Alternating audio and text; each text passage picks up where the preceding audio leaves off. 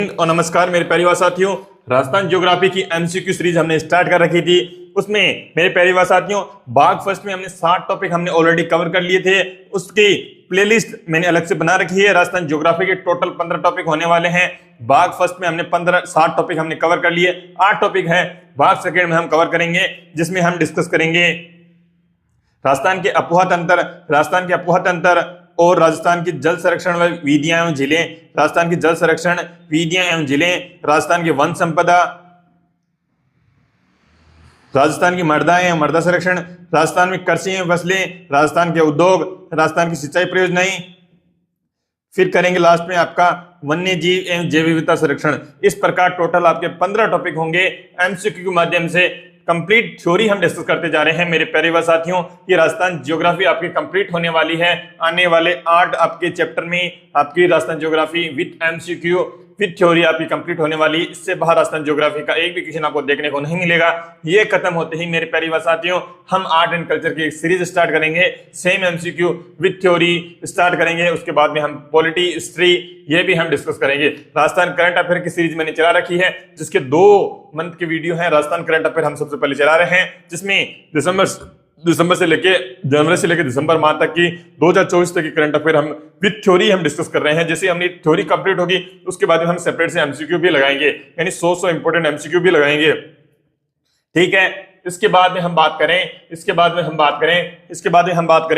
कि आपकी फिर है आपके राजस्थान करंट अफेयर कंप्लीट होने के बाद हम कवर करेंगे आपकी जो है आपके इंडियन करंट अफेयर और वर्ल्ड करंट अफेयर हम कवर करेंगे। आज का टॉपिक है राजस्थान का अपोहा तंत्र हम डिस्कस करेंगे। राजस्थान का अपोहा तंत्र we are going to discuss. इसका पहला क्वेश्चन हम देखते हैं। राजस्थान का अपोहा तंत्र का पहला क्वेश्चन आपका क्या है? वह है राजस्थान में जल विभाजक रेखा का कार्य कौन करता है? राजस्थान में जल विभाजक रेखा का कार्य कौन करता है? तो अरावली पर्वत करता है। राजस्थान में जल विभाजक रेखा का कार्य कौन करता है? अरावली पर्वत करता है। इसकी थ्योरी देखते हैं। 2 अपोहा क्षेत्रों के मध्य की उच्च भूमि जो वर्षा जल को विभिन्न दिशाओं में प्रवाहित करता है उसे जल विभाजक रेखा कहते हैं। 2 अपोहा क्षेत्रों के मध्य की उच्च भूमि जो वर्षा जल को विभिन्न दिशाओं में प्रवाहित करती है उसे जल विभाजक रेखा कहते हैं। 2 अपोहा क्षेत्रों के मध्य की उच्च भूमि जो वर्षा के जल को विभिन्न दिशाओं में प्रवाहित करता है उसे जल विभाजक रेखा कहते हैं। राजस्थान में अरावली पर्वत जल विभाजक का कार्य करता है। राजस्थान में अरावली पर्वत है जल विभाजक का कार्य करता है। नेक्स्ट, राजस्थान में जल विभाजक रेखा उत्तर में अरावली अक्ष के साथ तथा सांबर के दक्षिण तक है। राजस्थान में जल विभाजक रेखा उत्तर में अरावली अक्ष के साथ सांबर झील के दक्षिण तक है। राजस्थान में जल विभाजक रेखा उत्तर में अरावली अक्ष के साथ सांबर झील के दक्षिण तक है। यहाँ से दक्षिण पश्चिम की ओर ब्यावर से पूर्व में होती हुई देवगढ़, कुंभलगढ़, हल्दी घाटी से उदय सागर तक जाती है। देवगढ़, कुंभलगढ़, हल्दी घाटी से उदय सागर तक आती है। आगे दक्षिण पूर्व में बड़ी सादरी, छोटी सादरी से निकलती हुई प्रतापगढ़ तक चली जाती है। आगे दक्षिण पूर्व में बड़ी सादरी, छोटी सादरी से निकलती हुई प्रतापगढ़ तक चली जाती है। यहाँ से दक्षिण पश्चिम की ओर ब्यावर से पूर्व में होती हुई दक्षिण पश्चिम की ओर ब्यावर से पूर्व में होती हुई देवगढ़, कुंभलगढ़, हल्दी घाटी से उदय सागर तक आती है। देवगढ़, कुंभलगढ़, हल्दी घाटी से उदय सागर तक आती है। आगे दक्षिण पूर्व में बड़ी सादरी, छोटी सादरी से निकलती हुई प्रतापगढ़ तक चली जाती है। आगे है जल विभाजक के पश्चिमी व दक्षिणी पश्चिमी भाग में प्रवाहित होने वाली नदियां अरब सागर में गिरती है। जल विभाजक के पश्चिमी और दक्षिण पश्चिमी भाग में प्रवाहित होने वाली नदियां अरब सागर में गिरती है। जल विभाजक के पश्चिमी और दक्षिणी पश्चिमी भाग में प्रवाहित होने वाली नदियां अरब सागर में गिरती है। जल विभाजक के पश्चिमी व दक्षिणी पश्चिमी भाग में प्रवाहित होने वाली नदियां अरब सागर में गिरती है। इसमें लूणी, पश्चिमी बनास, साबरमती और माही नदी है। इसमें लूणी, पश्चिमी बनास, साबरमती और माही नदी है। तथा जल विभाजक के पूर्व में प्रवाहित बनास व उसकी सहायक नदियां चंबल में मिलती है। तो जल विभाजक के पूर्व में प्रवाहित बनास व उसकी सहायक नदियां चंबल में मिलती है, जहां से यमुना व गंगा नदी तंत्र में मिलकर बंगाल की खाड़ी में गिरती है। जहां से यमुना व गंगा नदी के तंत्र में मिलकर बंगाल की खाड़ी में गिरती है। तथा जल विभाजक के पूर्व में प्रवाहित बनास व उसकी सहायक नदियां चंबल में गिरती है। पूर्व में प्रवाहित बनास व उसकी सहायक नदियां चंबल में मिलती है, जहां से यमुना व गंगा नदी तंत्र में मिलकर बंगाल की खाड़ी में गिरती है। कुछ नदियां समुद्र में न गिरकर स्थल भाग में विलुप्त हो जाती है। कुछ नदियां समुद्र में न गिरकर स्थल भाग में विलुप्त हो जाती है या किसी झील में जाकर गिरती है। ऐसे अपवाह तंत्र को आंतरिक अपवाह तंत्र कहते हैं। या किसी झील में जाकर गिरती है, ऐसे अपवाह तंत्र को आंतरिक अपवाह तंत्र कहते हैं। कुछ नदियां समुद्र में न गिरकर स्थल भाग में विलुप्त हो जाती है या झील में जाकर गिरती है, ऐसे अपवाह तंत्र को आंतरिक अपवाह तंत्र कहते हैं। सेकंड क्वेश्चन है, राजस्थान में आंतरिक अपवाह तंत्र का कुल क्षेत्र अपवाह तंत्र का कितना प्रतिशत है? अपवाह तंत्र का कुल कितना प्रतिशत है? तो 60% है। राजस्थान में आंतरिक अपवाह तंत्र का क्षेत्र कितना परसेंट है? 60% है। आगे हम देखते हैं, राजस्थान में अपवाह तंत्र को 3 भागों में विभक्त किया गया है। आंतरिक अपवाह तंत्र का क्षेत्र 60% है। आंतरिक अपवाह तंत्र का क्षेत्र 60% है। बंगाल की खाड़ी का अपवाह तंत्र 23% है। बंगाल की खाड़ी का अपवाह तंत्र 23% है। अरब सागरीय अपवाह तंत्र 17% है। अरब सागरीय अपवाह तंत्र कितना है? 17% है। आंतरिक अपवाह तंत्र 60% है सबसे ज्यादा। फिर क्या है? बंगाल की खाड़ी का अपवाह तंत्र 23% है। 17% है अरब सागरीय अपवाह तंत्र है। राजस्थान में अपवाह तंत्र को 3 भागों में विभक्त किया गया है। आंतरिक अपवाह तंत्र का क्षेत्र है 60% है। बंगाल की खाड़ी का अपवाह क्षेत्र कितना? 23% है। अरब सागरीय अपवाह तंत्र है 17% है। 60% आंतरिक अपवाह, 23 बंगाल की खाड़ी का अपवाह तंत्र है, 17% है अरब सागरीय अपवाह तंत्र है। थर्ड नंबर क्वेश्चन, निम्न में से कौन सी नदी आंतरिक अपवाह की नहीं है? तो कौन सी नहीं है? पार्वती नहीं है, लेकिन मेंथा है, मेंढा और कांकनी है। मेंथा, मेंढा और कांकनी क्या है? आंतरिक अपवाह तंत्र की नदियां हैं। मेंथा है, मेंढा है और कांकनी है। पार्वती है जो आंतरिक अपवाह तंत्र की नदी नहीं है। कौन सी है आंतरिक अपवाह तंत्र की नदियां? कौन सी है? मेंथा है, मेंढा है और कांकनी है। मेंथा है, मेंढा और कांकनी है, जो बल्कि पार्वती इसकी नदी नहीं है। अब आगे डिस्कस करें फोर्थ नंबर क्वेश्चन, निम्न में से कौन सी राजस्थान में आंतरिक अपवाह तंत्र की नदी नहीं है? तो कौन सी नहीं है? जाखम नहीं है, लेकिन मसूरदी, कांतली और साबी है। मसूरदी है, कांतली है और साबी है। मसूरदी है, कांतली है, साबी है। जाखम इसकी आंतरिक अपवाह तंत्र की नदी नहीं है। जाखम है, आंतरिक अपवाह तंत्र की नदी नहीं है। मसूरदी है, कांतली और साबी है। कौन सी है? मसूरदी है, कांतली है, साबी है, लेकिन जाखम इसकी नदी का प्रकार नहीं है। Fifth number question we will discuss, Rajasthan के निम्न नदियों में से अरब सागर में गिरने वाली नदियां कौन कौन सी है? अरब सागर में गिरने वाली नदियां कौन कौन सी है? माही है, साबरमती है और कौन सी है? लूनी है। माही है, साबरमती है और कौन सी आपकी है? लूनी है। अरब सागर में गिरने वाली नदियां कौन सी है? माही है, साबरमती है, लूनी है। Option D is the correct answer. Mahi है, साबरमती है, लूनी है। चंबल नदी है जो बनास की खाड़ी में, बंगाल की खाड़ी में गिरती है। ठीक है, माही है, साबरमती है, लूनी है। छठा क्वेश्चन है, निम्नलिखित में से कौन सी राजस्थान की नदी बंगाल की खाड़ी के अपवाह तंत्र का भाग नहीं है? तो माही नदी नहीं है, चंबल है, बनास है, खाड़ी है। ये बंगाल की खाड़ी की जो भाग अपवाह तंत्र का भाग है। बंगाल की खाड़ी अपवाह तंत्र का भाग कौन सा है?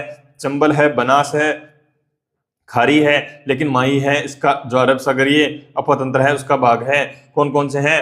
बंगाल की खाड़ी अपवाह तंत्र का भाग कौन सा है? चंबल है, बनास है, खाड़ी है। चंबल है, बनास है, खाड़ी है, लेकिन माही है जो अरब सागरीय तंत्र का अपवाह तंत्र का भाग है। सातवां क्वेश्चन है, निम्नलिखित में से कौन सी नदी अरब सागर में गिरती है? तो आपकी माही नदी अरब सागर में गिरती है। निम्नलिखित में से कौन सी नदी है अरब सागर में गिरती है? तो है कौन सी नदी अरब सागर में गिरती है? तो कौन सी गिरती है? माही नदी गिरती है। Now we will discuss theory. Rajasthan की अफवाह प्रणाली 3 भागों में बांटी गई है। अरब सागर में गिरने वाली नदियां, बंगाल की खाड़ी में गिरने वाली नदियां और अंतः प्रवाहित नदियां। और कौन सी है? अंतः प्रवाहित नदियां, राजस्थान की अफवाह प्रणाली अरब सागर में गिरने वाली नदियां, बंगाल की खाड़ी में गिरने वाली नदियां और अंतः प्रवाहित नदियां हैं। राजस्थान की अफवाह प्रणाली है 3 भागों में डिवाइडेड है। अरब सागर में गिरने वाली नदियां हैं, बंगाल की खाड़ी में गिरने वाली नदियां हैं और अंतः प्रवाहित नदियां हैं। अरब सागर में गिरने वाली नदियां कौन कौन सी है आपकी? माही है, सोम है, जाखम है। कौन सी है? माही है, सोम है, जाखम है। साबरमती है, पश्चिमी बनास है, लूणी है। साबरमती है, पश्चिमी बनास है, लूणी है। माही, सोम, जाखम, माही, सोम, जाखम, माही, सोम, जाखम, जाखम, साबरमती, पश्चिमी बनास, लूणी, साबरमती, पश्चिमी बनास व लूणी है। अरब सागर में गिरने वाली नदियां कौन सी है? माही है, सोम है, जाखम है, साबरमती है, पश्चिमी बनास है, लूणी है। माही है, सोम है, जाखम है, पश्चिमी बनास है, साबरमती है, लूणी है। बंगाल की खाड़ी में गिरने वाली नदियां कौन सी है? चंबल है, काली सिंध है, पार्वती है, बनास है, खारी है, बेड़च है, गंभीर है, बाणगंगा है। बंगाल की खाड़ी में गिरने वाली नदियां कौन कौन सी है? बंगाल की खाड़ी में गिरने वाली नदियां कौन कौन सी है आपकी? चंबल है, काली सिंध है, पार्वती है, बनास है, खारी है, वे बेड़च है। कौन सी है आपकी? कौन सी है आपकी? चंबल है। बंगाल की खाड़ी में गिरने वाली नदियां कौन सी? चंबल है, काली सिंध है। चंबल है और कौन सी आपकी? काली सिंध है। चंबल और क्या है? काली सिंध है। पार्वती और कौन सी है? बनास है। पार्वती और कौन सी है? बनास है। पार्वती और कौन सी है? बनास है। खारी और कौन सी है? बेड़च है। खारी और कौन सी है? बेड़च है। खारी और कौन सी है? बेड़च है। गंभीरी और कौन सा है? बाणगंगा है। गंभीरी और कौन सी है? बाणगंगा है। बंगाल की खाड़ी में गिरने वाली नदियां कौन सी? चंबल है, काली सिंध है। चंबल है, काली सिंध है। खारी है, बनास है। पार्वती है, बनास है। पार्वती है, बनास है। खारी है, बेड़च है। खारी है, बेड़च है। गंभीर है, बाणगंगा है। अंतः प्रवाहित नदियां कौन कौन सी है? गगर है, कांतरी है। गगर है, कांतरी है। मेंथा है, रूपनगढ़ है। मेंथा है, रूपनगढ़ है। खांडेल है, रूपारेल है। खांडेल है, रूपारेल है।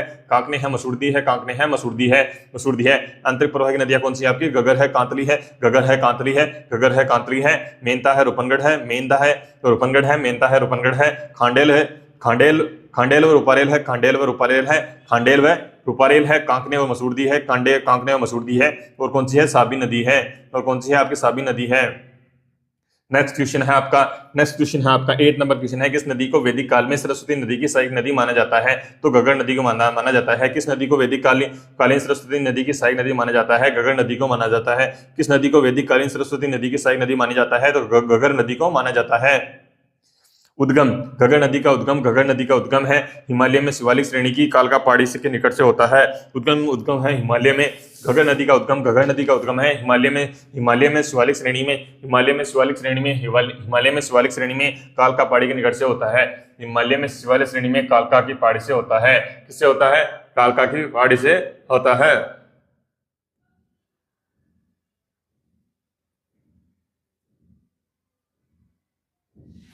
किससे होता है? गगर नदी का उद्गम होता है। गगर का मैदान है, बग्गी के नाम से जाना जाता है। ये भी आपको याद रखना है।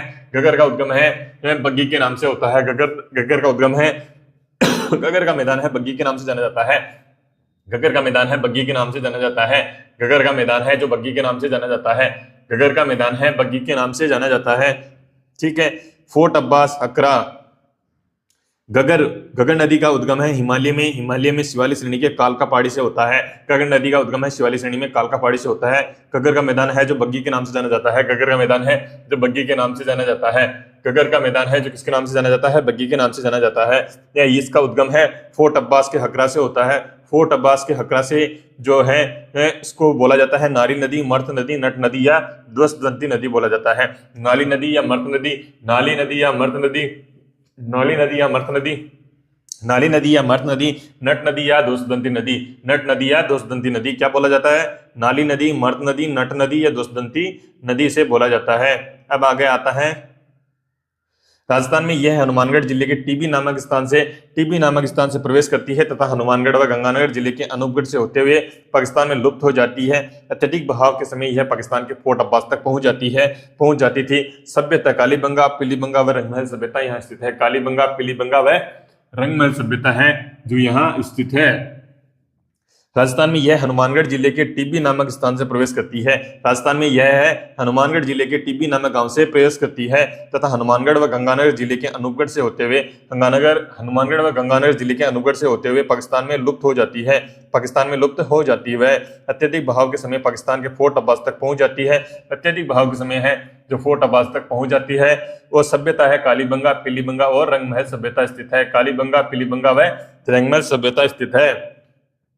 राजस्थान में यह हनुमानगढ़ जिले के टिब्बी नामक स्थान से प्रवेश करती है। यह राजस्थान में हनुमानगढ़ जिले के टिब्बी नामक स्थान से प्रवेश करती है। गंगानगर व हनुमानगढ़ जिले के अनूपगढ़ से होते हुए पाकिस्तान में लुप्त हो जाती है। गंगानगर व हनुमानगढ़ के अनूपगढ़ जिले से होते हुए पाकिस्तान में लुप्त हो जाती है। अत्यधिक बहाव के समय पाकिस्तान के फोर्ट अब्बास तक पहुंच जाती है। अत्यधिक बहाव के समय पाकिस्तान के फोर्ट अब्बास तक पहुंच जाती है। अत्यधिक बहाव के समय है पाकिस्तान के फोर्ट अब्बास तक पहुंच जाती है। पाकिस्तान के फोर्ट अब्बास तक पहुंच जाती है। इसमें सभ्यता है कालीबंगा, पीलीबंगा और रंगमहल सभ्यता स्थित है। कालीबंगा, पीलीबंगा व रंगमहल सभ्यता स्थित है। पाकिस्तान में यह कई धाराओं के रूप में फोर्ट अब्बास तक पहुंच जाती है, जहां इसके अफवाह क्षेत्र को हकरा कहा जाता है। पाकिस्तान में यह कई धाराओं के रूप में फोर्ट अब्बास तक पहुंच जाती है। पाकिस्तान में यह कई धाराओं के रूप में फोर्ट अब्बास तक पहुंच जाती है। यहाँ जहां इसके अफवाह क्षेत्र को क्या कहा जाता है? हकरा कहा जाता है। राजस्थान में इसे नाली के नाम से जाना जाता है। राजस्थान में इसे नाली के नाम से जाना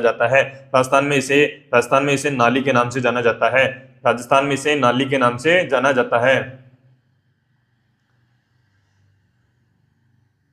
आगे है, इसके अतिरिक्त इसे मर्द नदी, नट नदी, ध्वस्तवंती नदी के नाम से भी जाना जाता है। इसके अतिरिक्त इसे मर्द नदी, नट नदी और ध्वस्तवंती नदी के नाम से भी जाना जाता है। इसके अतिरिक्त इसे मर्द नदी, नट नदी व ध्वस्तवंती नदी के नाम से भी जाना जाता है। इसके अतिरिक्त इसे मर्द नदी, नट नदी, ध्वस्तवंती नदी के नाम से भी जाना जाता है। यह वैदिक काल में बहने वाली सरस्वती नदी की सहायक नदी थी, जिसका उल्लेख ऋग्वेद में मिलता है। यह वैदिक काल में बहने वाली सरस्वती नदी की सहायक नदी थी, जिसका उल्लेख ऋग्वेद में मिलता है।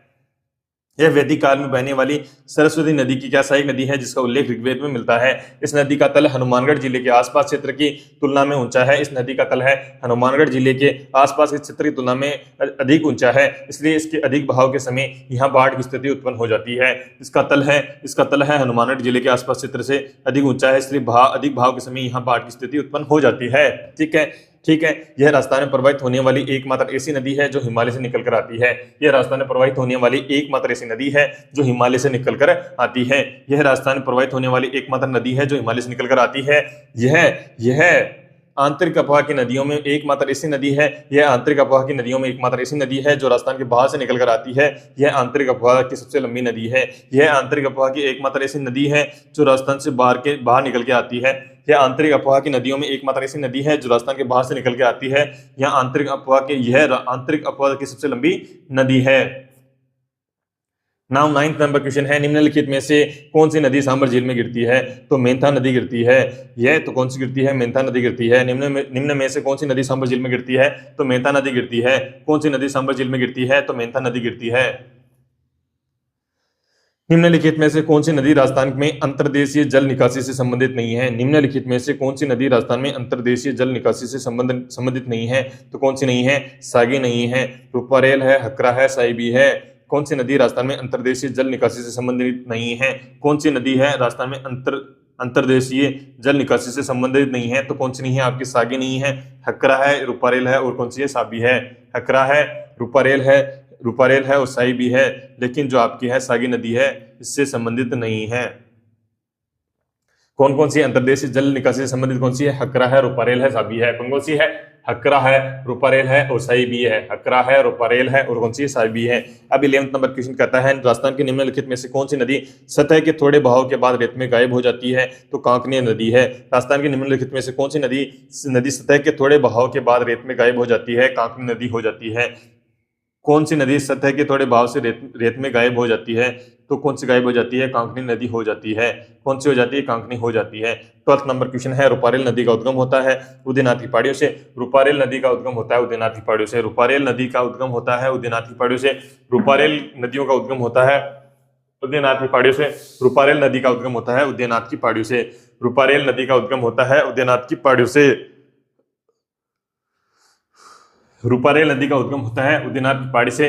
रूपारेल नदी है उसका उद्गम होता है उदयनाथ की पहाड़ी से। रूपारेल नदी का उद्गम होता है उदयनाथ की पहाड़ी से। निम्न में से कौन सी राजस्थान की एक नदी अंतः प्रवाह प्रणाली के अंतर्गत नहीं है? तो कौन सी नहीं है? जाखम नदी नहीं है। जाखम में 3 नदी है। रूपारेल नदी का उद्गम कहां से होता है? उदयनाथ पहाड़ी से होता है। निम्न में से कौन सी नदी है जो एक आंतरिक प्रवाह प्रणाली के अंतर्गत नहीं आती है? तो कौन सी नहीं आती है? जाखम नहीं आती, कांतली आती है, कांकनी आती है, घगर आती है। कांतली आती है, कांकनी आती है और कौन सी? घगर आती है, लेकिन जाखम नहीं आती है। निम्नलिखित में से कौन सी नदी एक अंतः प्रवाह कौन सी जाखम नहीं आती है इसमें, ठीक है। 14 है आपका, निम्नलिखित में से किस नदी को वराह या लासवारी के नाम से भी जाना जाता है। निम्नलिखित में से किस नदी को वराह या लासवारी के नाम से जाना जाता है, तो रूपारेल को जाना जाता है। निम्नलिखित में से किस नदी को वराह या लासवारी के नाम से जाना जाता है, रूपारेल को जाना जाता है। निम्नलिखित में से किस नदी को वराह या लासवारी के नाम से जाना जाता है, रूपारेल नदी को जाना जाता है। वराह या लासवारी के नाम से किसे जाना जाता है, रूपारेल नदी को जाना जाता है। वराह या लासवारी के नाम से किसे जाना जाता है, रूपारेल नदी को जाना जाता है। अब हम इसकी थ्योरी देखेंगे।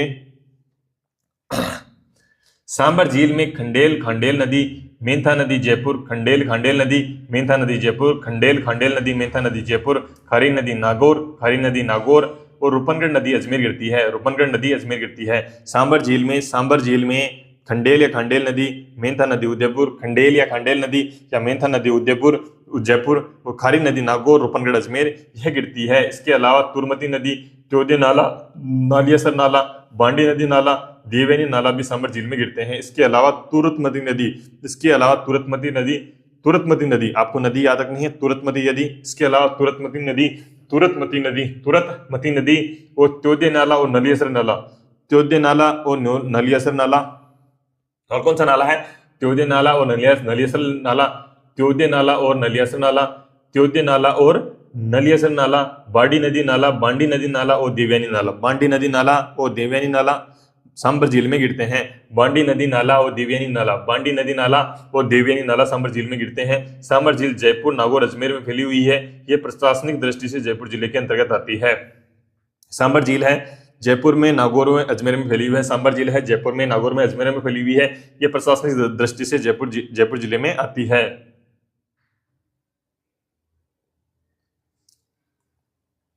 राजस्थान की प्रमुख आंतरिक प्रवाह की नदियां, कांकनी, कांकने, मसूरती नदी, कांकनी, कांकने या मसूरती नदी, कांकनी, कांकने या मसूरती नदी जैसलमेर जिले में कोठारी गांव से निकलकर भुज झील में गिरती है। जैसलमेर जिले में कोठारी गांव से निकलकर भुज झील में गिरती है। जैसलमेर जिले के कोठारी गांव से निकलकर भुज झील में गिरती है। यह आंतरिक अफवाह की नदियों में सबसे छोटी नदी है। यह आंतरिक अफवाह की नदियों में सबसे छोटी नदी है। कांकनी, कांकने या मसूरती नदी, कांकनी, कांकने या मसूरती नदी यह जैसलमेर जिले के कोठारी गांव से निकलकर भुज झील में गिरती है। जैसलमेर जिले के कोठारी गांव से निकलकर भुज झील में गिरती है। यह आंतरिक अफवाह की नदियों में सबसे छोटी है। यह आंतरिक अफवाह की नदियों में सबसे छोटी है। अगली आपकी क्या है, रूपनगढ़ झील है। आपकी कौन सी है, रूपनगढ़ नदी है। अगली कौन सी आपकी है, रूपनगढ़ नदी है। यह अजमेर जिले के सलेमाबाद से प्रवाहित होकर नागौर जिले में बहते हुए सांबर झील में गिरती है। रूपनगढ़ नदी है अजमेर जिले के सलेमाबाद से प्रवाहित होकर नागौर जिले में बहते हुए सांबर झील में गिरती है। नागौर जिले में बहते हुए सांबर झील में गिरती है। रूपनगढ़ नदी है यह अजमेर जिले के सलेमाबाद से प्रवाहित होकर रूपनगढ़ नदी है अजमेर जिले के सलेमाबाद से प्रवाहित होकर नागौर जिले में बहते हुए सांबर झील में गिरती है। यह अजमेर जिले के सलेमाबाद से प्रवाहित होकर नागौर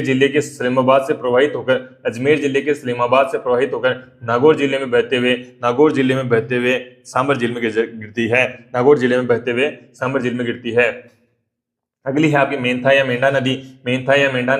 यह जयपुर जिले मनोहरपुरा की पहाड़ियों से निकलकर सांबर झील में गिरती है। यह जयपुर जिले में मनोहरपुरा की पहाड़ियों में निकलकर सांबर झील में गिरती है। मेंथा या मेंढा नदी जयपुर जिले के मनोहरपुरा की पहाड़ियों से निकलकर सांबर झील में गिरती है।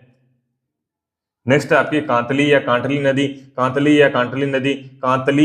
नदी। यह सीकर जिले में खंडेला की पहाड़ियों से निकलकर सीकर, झुंझुनू जिलों में प्रवाहित होती है एवं चूरू जिले की सीमा के निकट पहुंचकर विलुप्त हो जाती है। इसका भाव चित्र तोरावटी या गणेश्वर सभ्यता कहलाता है। कांतली या कांटली नदी यह सीकर जिले की खंडेला पहाड़ियों से निकलकर सीकर और झुंझुनू जिलों में प्रवाहित होती है। चूरू जिले की सीमा के निकट पहुंचकर क्या है, विलुप्त हो जाती है। इसका भाव चित्र तोरावटी और गणेश्वर सभ्यता कहलाता है। अगली है आपकी साबी या साहिबी नदी। अगली कौन सी आपकी साबी या साहिबी नदी है। यह सीकर व जयपुर जिले की सीमा पर सेवर की पहाड़ियों से निकलकर सीकर व जयपुर जिले की सीमा पर सेवर की पहाड़ियों से निकलकर जयपुर अलवर जिलों में प्रवाहित होती हुई हरियाणा के पटौदी गांव में जाकर विलुप्त हो जाती है। यानी साबी या साहिबी नदी है, इसे साबी या साहिबी नदी बोलते हैं। ये सीकर व जयपुर जिले की सीमा पर यानी सीकर व जयपुर जिले की सीमा पर सेवर की पहाड़ियों से निकलती है। सीकर व जयपुर जिले की सीमा पर सेवर की पहाड़ियों से निकलती है, जयपुर व अलवर जिलों में प्रवाहित होते हुए हरियाणा के पटौदी गांव में जाकर विलुप्त हो जाती है। जयपुर व अलवर जिलों में प्रवाहित होती हुई हरियाणा के पटौदी गांव में जाकर विलुप्त हो जाती है। जयपुर व अलवर जिलों में प्रवाहित होती हुई हरियाणा के पटौदी गांव में विलुप्त हो जाती है। अगली नदी है आपकी सोता नदी है। साबी की सहायक नदी है जो सीकर की ओर से निकलकर इसके साथ मिलती है। सोता नदी है साबी की सहायक नदी है। सोता नदी क्या है? साबी की सहायक नदी है जो सीकर की ओर से निकलकर इसके साथ मिलती है। सोता नदी है साबी की सहायक नदी है जो सीकर की ओर से निकलकर इसके साथ मिलती है। सोता नदी साबी की सहायक नदी है, सीकर की ओर से निकलकर इसके साथ मिलती है। रूपारेल नदी है अलवर जिले के थानागाजी तहसील में उदयनाथ की पहाड़ियों से निकलकर भरतपुर तक प्रवाहित होती है, वह विलुप्त हो जाती है। इसे वराह व लसावरी नदी भी कहा जाता है। रूपारेल नदी है अलवर जिले के थानागाजी तहसील में उदयनाथ की पहाड़ियों से निकलकर भरतपुर तक प्रवाहित होती है। कहां तक प्रवाहित होती है? भरतपुर तक प्रवाहित होती है। रूपारेल नदी अलवर जिले के थानागाजी तहसील की उदयनाथ की पहाड़ियों से निकलकर भरतपुर तक प्रवाहित होती है और क्या है? विलुप्त हो जाती है। इसे वराह या लसवारी नदी भी कहा जाता है।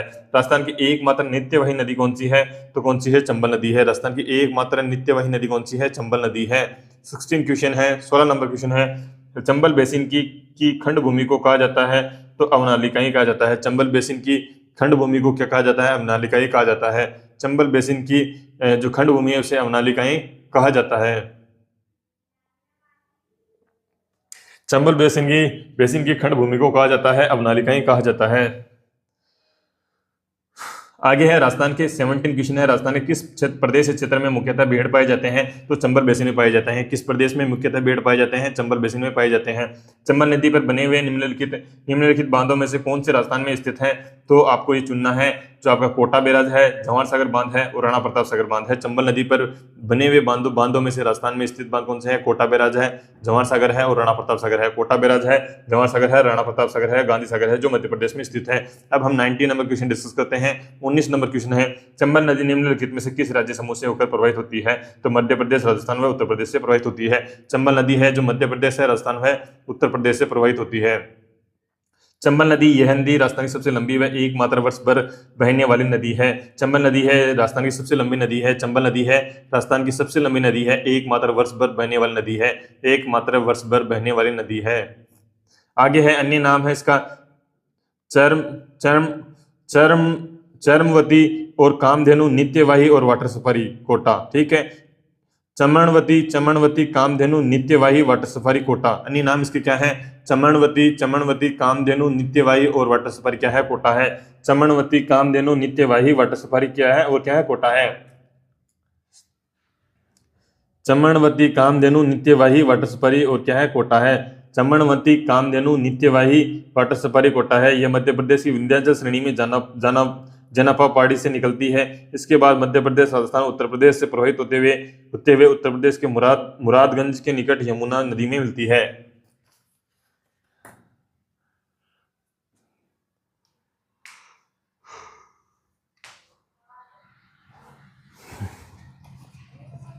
यह मध्य प्रदेश की विंध्याचल श्रेणी में जनापा पहाड़ी से निकलती है। इसके बाद मध्य प्रदेश, राजस्थान, उत्तर प्रदेश से प्रवाहित होते हुए उत्तर प्रदेश में मुरादगंज के निकट यमुना नदी में मिलती है। इसका अन्य नाम क्या है? चमनवती है, कामधेनु है, नित्यवाही है, वाटर सफारी है, कोटा है। ठीक है, यह मध्य प्रदेश की विंध्याचल श्रेणी में जनापा पहाड़ी से निकलती है। मध्य प्रदेश में विंध्याचल श्रेणी की जनापा पहाड़ी से निकलती है। इसके बाद मध्य प्रदेश, राजस्थान, उत्तर प्रदेश में प्रवाहित होते हुए उत्तर प्रदेश के मुरादगंज के निकट यमुना में नदी में मिलती है। उत्तर प्रदेश में मुरादगंज के निकट यमुना नदी में मिलती है।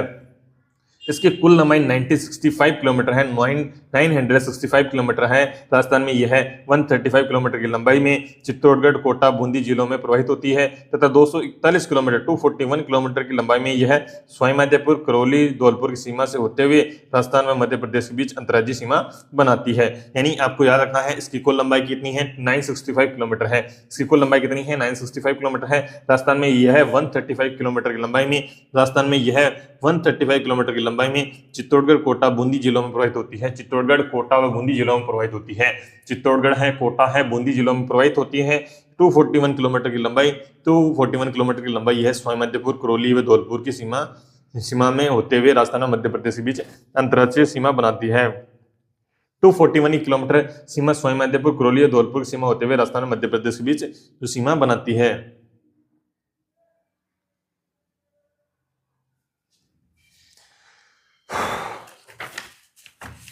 नेक्स्ट है आपका राजस्थान में यह चित्तौड़गढ़ जिले के चौरासीगढ़ नामक स्थान से प्रवेश करती है। राजस्थान में यह चित्तौड़गढ़ जिले के चौरासीगढ़ नामक स्थान से प्रवेश करती है। राजस्थान में यह चित्तौड़गढ़ जिले के चौरासीगढ़ नामक स्थान से यह क्या करती है, प्रवेश करती है। राजस्थान में यह चित्तौड़गढ़ जिले के चौरासीगढ़ नामक स्थान से प्रवेश करती है। चित्तौड़गढ़ जिले में यह बेसरोडगढ़ के निकट चूलिया जलप्रपात है बनाती है। चित्तौड़गढ़ जिले में यह बेसरोडगढ़ के निकट है। चित्तौड़गढ़ जिले में बेसरोडगढ़ के निकट चूलिया जलप्रपात बनाती है।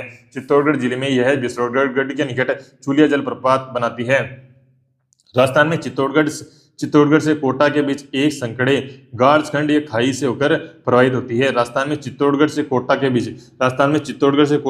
एक संकड़ी गार्जखंड या खाई से होकर प्रवाहित होती है। राजस्थान में चित्तौड़गढ़ से लेके कोटा के बीच ये संकड़े गार्जखंड या खाई से होकर प्रवाहित होती है। यह राजस्थान में से प्रवाहित होने वाली सबसे लंबी नदी है तथा वर्षा जल सर्वाधिक प्राप्त करने वाली नदी है। यह राजस्थान में प्रवाहित होने वाली सबसे लंबी नदी है। यह राजस्थान में प्रवाहित होने वाली सबसे लंबी नदी है। सर्वाधिक जल प्रवाह करने वाली नदी है। इसमें साल भर जल प्रवाहित होता है। इसलिए इसे नित्यवाही या राजस्थान की कामधेनु कहा जाता है। इसके किनारे पर रावत बाटा व कोटा शहर स्थित है। चंबल नदी घाटी परियोजना के अंतर्गत इस पर कुछ बांध बनाए गए हैं। इसमें कुछ बांध बनाए गए हैं। तो कौन से आपके गांधी सागर बांध है, मंदसौर मध्य प्रदेश में है। गांधी सागर बांध का है मध्य प्रदेश, मंदसौर मध्य प्रदेश में है। राणा प्रताप सागर बांध है, रावत बाटा चित्तौड़गढ़ में है। राणा प्रताप सागर बांध है, रावत बाटा चित्तौड़गढ़ में सर्वाधिक भराव क्षमता वाला बांध है। राणा प्रताप सागर बांध है, रावत बाटा चित्तौड़गढ़ में है। राणा प्रताप सागर बांध है, रावत बाटा चित्तौड़गढ़ में है। राणा प्रताप सागर बांध है जो आपके रावत बाटा चित्तौड़गढ़ में सर्वाधिक भराव क्षमता वाला बांध है। जवाहर सागर बांध का है, कोटा में है। कोटा में कोटा बैराज बांध है, कोटा में केवल सिंचाई हेतु कोटा बैराज बांध है जो कोटा में है, केवल सिंचाई हेतु जो है काम में लिया जाता है। नाउ नेक्स्ट है आपका इस नदी के क्षेत्र कोटा, बूंदी, स्वाईमाधोपुर, धौलपुर, करौली है। इस नदी के क्षेत्र है जो कोटा, बूंदी, स्वाईमाधोपुर, स्वाईमाधोपुर, धौलपुर, करौली है। इस नदी के जो क्षेत्र हैं कोटा है, बूंदी है, स्वाईमाधोपुर है, धौलपुर है, करौली है, को चंबल घड़ियाल अभयारण्य घोषित किया गया है। इस नदी के क्षेत्र को चंबल घड़ियाल अभयारण्य घोषित किया गया है। कोटा, बूंदी, स्वाईमाधोपुर, धौलपुर, करौली को। इस नदी में कोटा में हैंगिंग ब्रिज लटकता हुआ पुल बनाया गया है। इस नदी पर कोटा में हैंगिंग ब्रिज या लटकता हुआ पुल बनाया गया है। इस नदी पर कोटा में हैंगिंग ब्रिज या लटकता हुआ पुल बनाया गया है। चंबल नदी राजस्थान में सर्वाधिक अवनालिका अपरदन करती है जिसे बिहड़ प्रदेश कहा जाता है। चंबल नदी राजस्थान में सर्वाधिक अवनालिका अपरदन करती है जिसे बिहड़ प्रदेश कहा जाता है। चंबल नदी राजस्थान में सर्वाधिक अवनालिका अपरदन करती है जिसे बिहड़ प्रदेश कहा जाता है। कौन सी नदी चंबल नदी की दाएं किनारे की सहायक नदी नहीं है? कौन सी नदी है चंबल नदी की दाएं किनारे की सहायक नदी नहीं है? तो कौन सी नहीं है आपकी? कुराल नदी नहीं है, कूनू है, परवन है, पार्वती है। चंबल नदी की दाएं किनारे की सहायक नदियां कौन सी है? कूनू है, परवन है, पार्वती है। कूनू है, परवन है, पार्वती है, कुराल नहीं है। कौन सी नदी चंबल नदी की दाएं किनारे की सहायक नदी है? कूनू है, परवन है, पार्वती है, कुराल इसकी नदी नहीं है।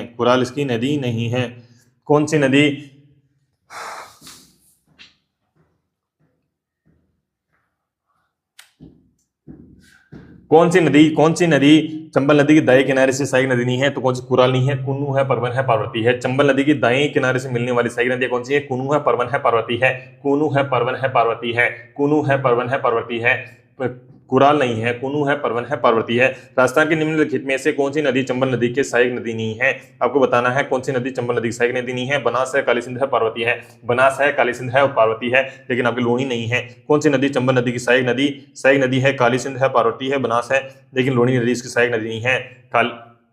अगला क्वेश्चन है 22 नंबर क्वेश्चन है आपका कि कौन सी चंबल नदी की सहायक नदी है? कौन सी चंबल नदी की सहायक नदी है? तो काली सिंध नदी है, चंबल नदी की सहायक नदी है। कौन सी नदी चंबल की सहायक नदी है? तो काली सिंध चंबल नदी की सहायक नदी है। Now we will discuss theory about Chambal की सहायक नदी की थ्योरी है, डिस्कस करेंगे। चंबल की प्रमुख सहायक नदियां हैं। चंबल की जो प्रमुख सहायक नदियां दाएं किनारे से और बाएं किनारे से कौन कौन सी नदियां मिलती है? चंबल की प्रमुख नदियां हैं दाएं किनारे पर कूनू है, पार्वती है, काली सिंध है। कूनू है, पार्वती है, काली सिंध है। कूनू है, पार्वती है, काली सिंध है। कौन कौन सी आपकी कूनू है, पार्वती है, काली सिंध है? आपको याद रखना है कूनू है, पार्वती है, काली सिंध है। आहू है, परवन है। आहू है, परवन है। आहू है, परवन है। आहू परवन छापी। आहू परवन छापी। आहू है, परवन है, छापी है। आहू है, परवन है, छापी है। चोली है, निवाज है, कालिको है। चोली है, निवाज है, कालिको है। चोली है, निवाज है, कालिको है। चोली है, निवाज है, कालिको है।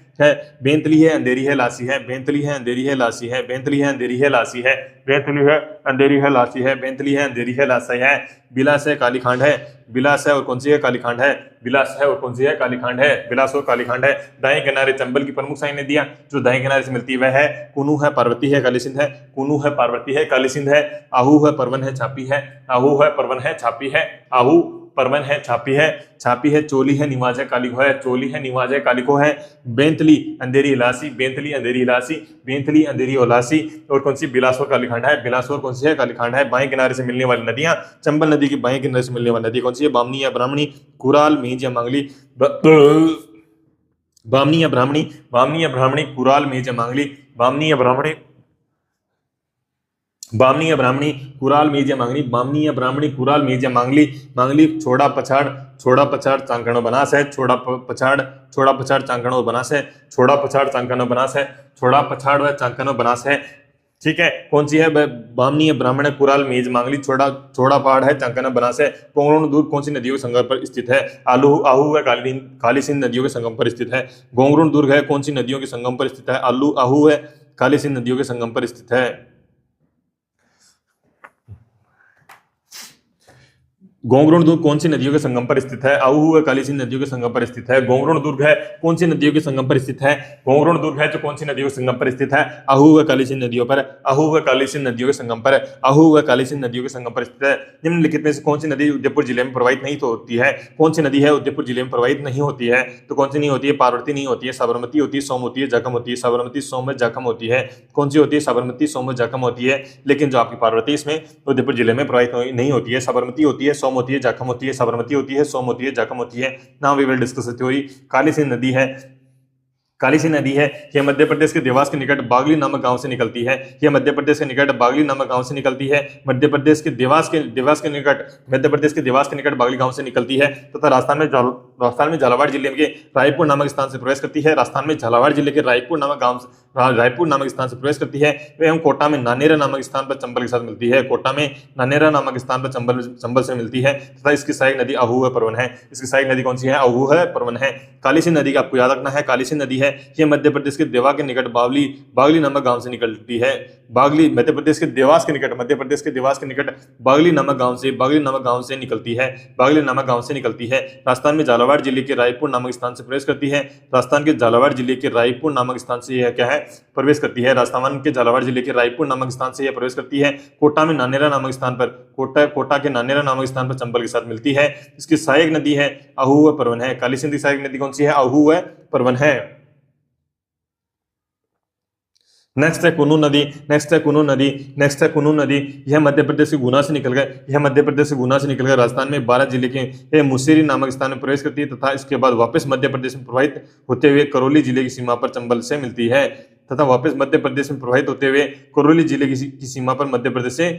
चंबल से मिलती है। कुनू नदी है मध्य प्रदेश के गुना से निकलकर राजस्थान में 12 जिले के मुसेरी नामक स्थान से प्रवेश करती है तथा वापस मध्य प्रदेश से प्रवाहित होते हुए करौली जिले की सीमा पर चंबल से मिलती है। ठीक है, कुनू नदी। अब हम डिस्कस करेंगे पार्वती नदी। ये मध्य प्रदेश के सीहोर की पहाड़ियों से निकलती है। ये मध्य प्रदेश के सीहोर की पहाड़ियों से निकलती है। ये मध्य प्रदेश की सीहोर की पहाड़ियों से निकलती है तथा राजस्थान में 12 जिले के करियाहट नामक स्थान से प्रवेश करती है तथा इसके बाद स्वयं मध्यपुर की सीमा पर पाली या पाली गांव में चंबल नदी से मिलती है। यह मध्य प्रदेश के सीहोर की पहाड़ियों से निकलती है। पार्वती नदी है मध्य प्रदेश के सीहोर की पहाड़ियों से निकलती है तथा राजस्थान के 12 जिले के करियाहट नामक स्थान से प्रवेश करती है तथा राजस्थान के 12 जिले के करियाहट नामक स्थान से प्रवेश करती है। इसके बाद स्वयं मध्यपुर की सीमा पर पाली या पाली गांव में चंबल नदी से मिलती है। पार्वती नदी है मध्य प्रदेश के सीहोर की पहाड़ियों से निकलती है। मध्य प्रदेश की सीहोर की पहाड़ियों से निकलती है तथा राजस्थान में 12 जिले के करियाहट नामक स्थान से प्रवेश करती है। राजस्थान के 12 जिले के करियाहट नामक स्थान से प्रवेश करती है। इसके बाद स्वयं मध्यपुर की सीमा पर पाली गांव में पाली चंबल नदी पर मिलती है।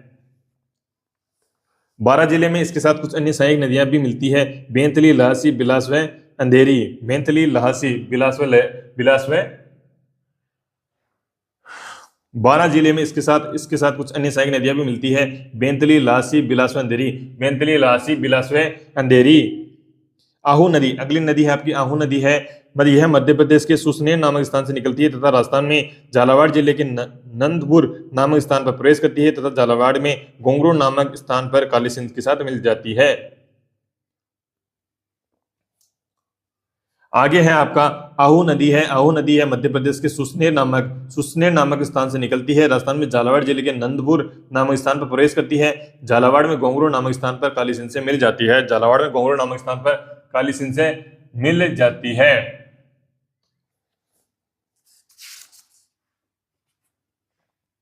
आगे हम देखते हैं इसकी थ्योरी।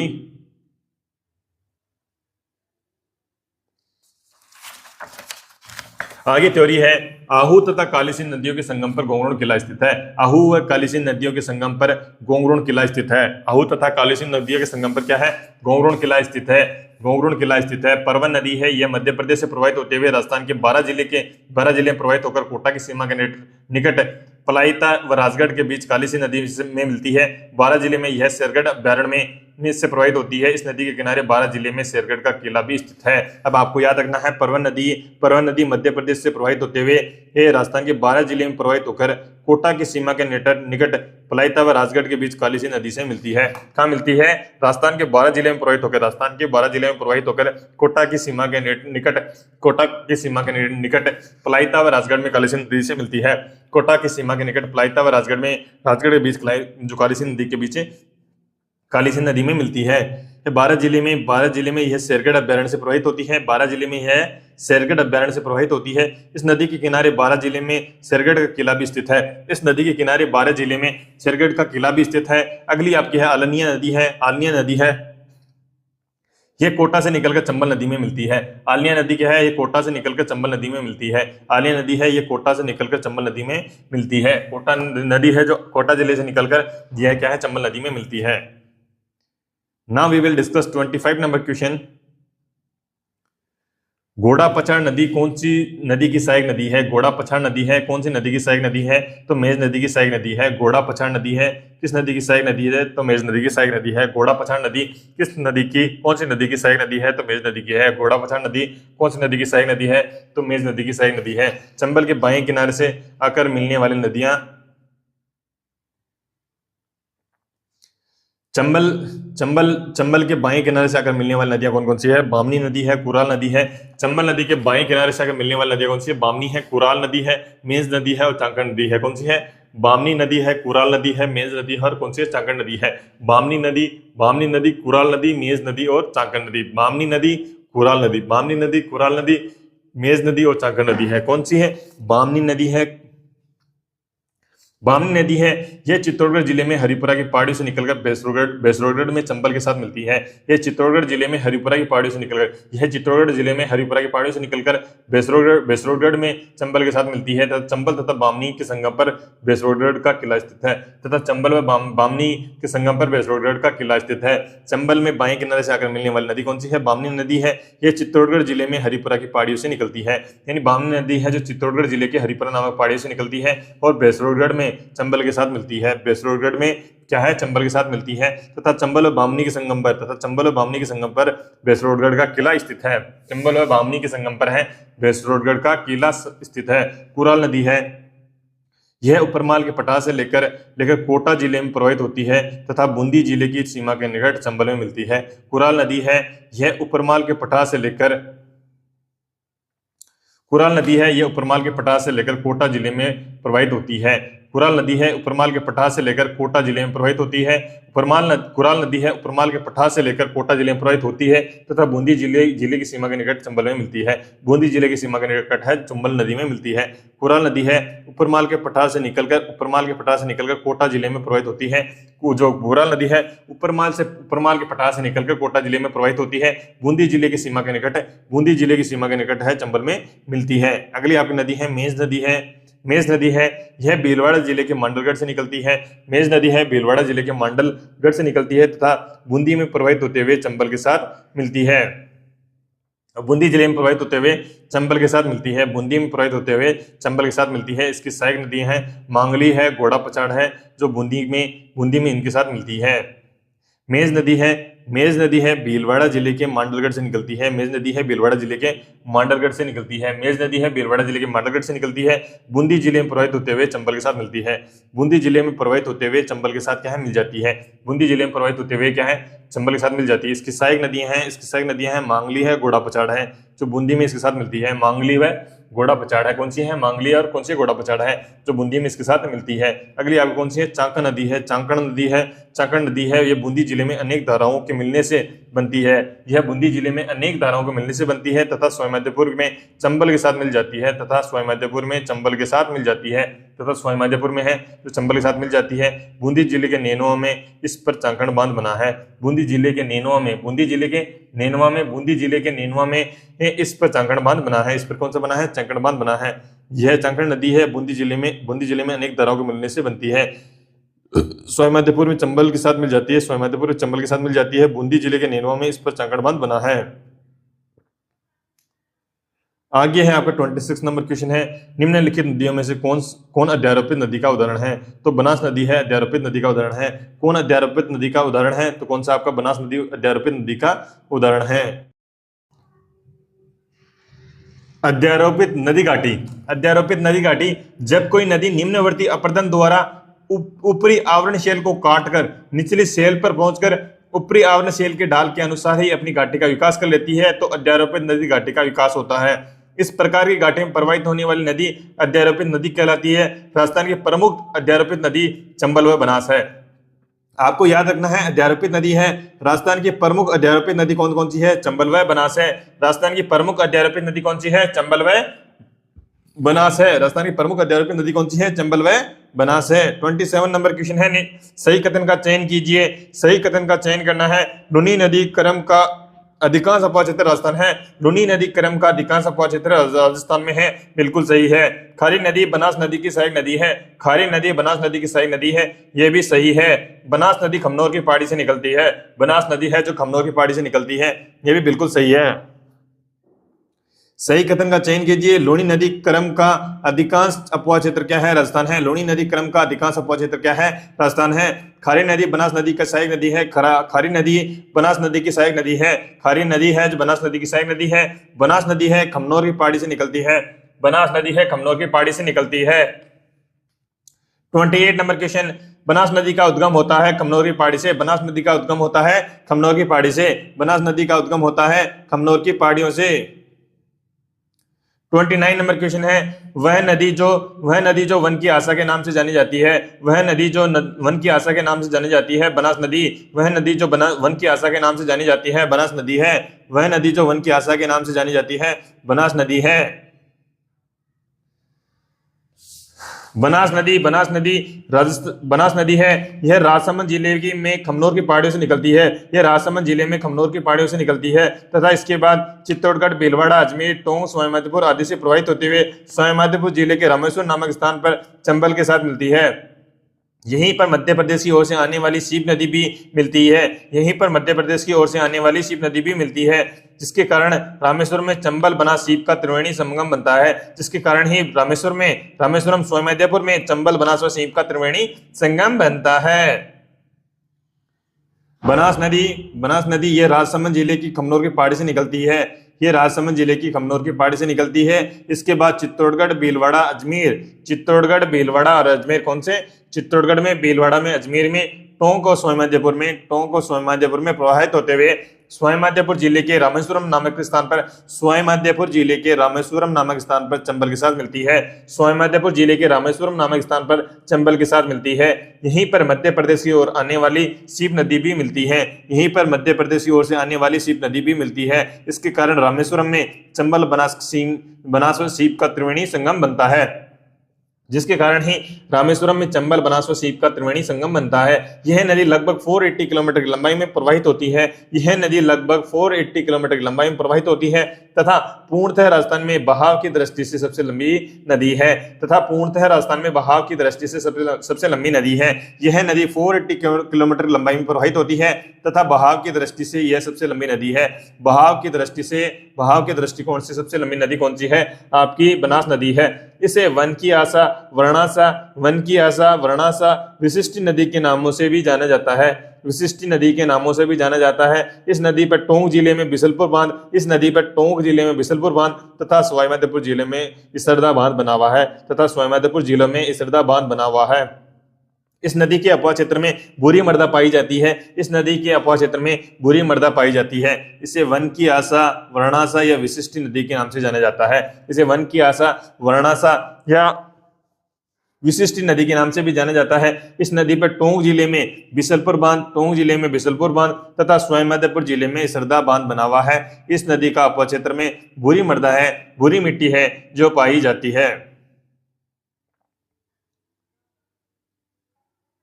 नेक्स्ट है आपका बनास की सहायक नदियां दाएं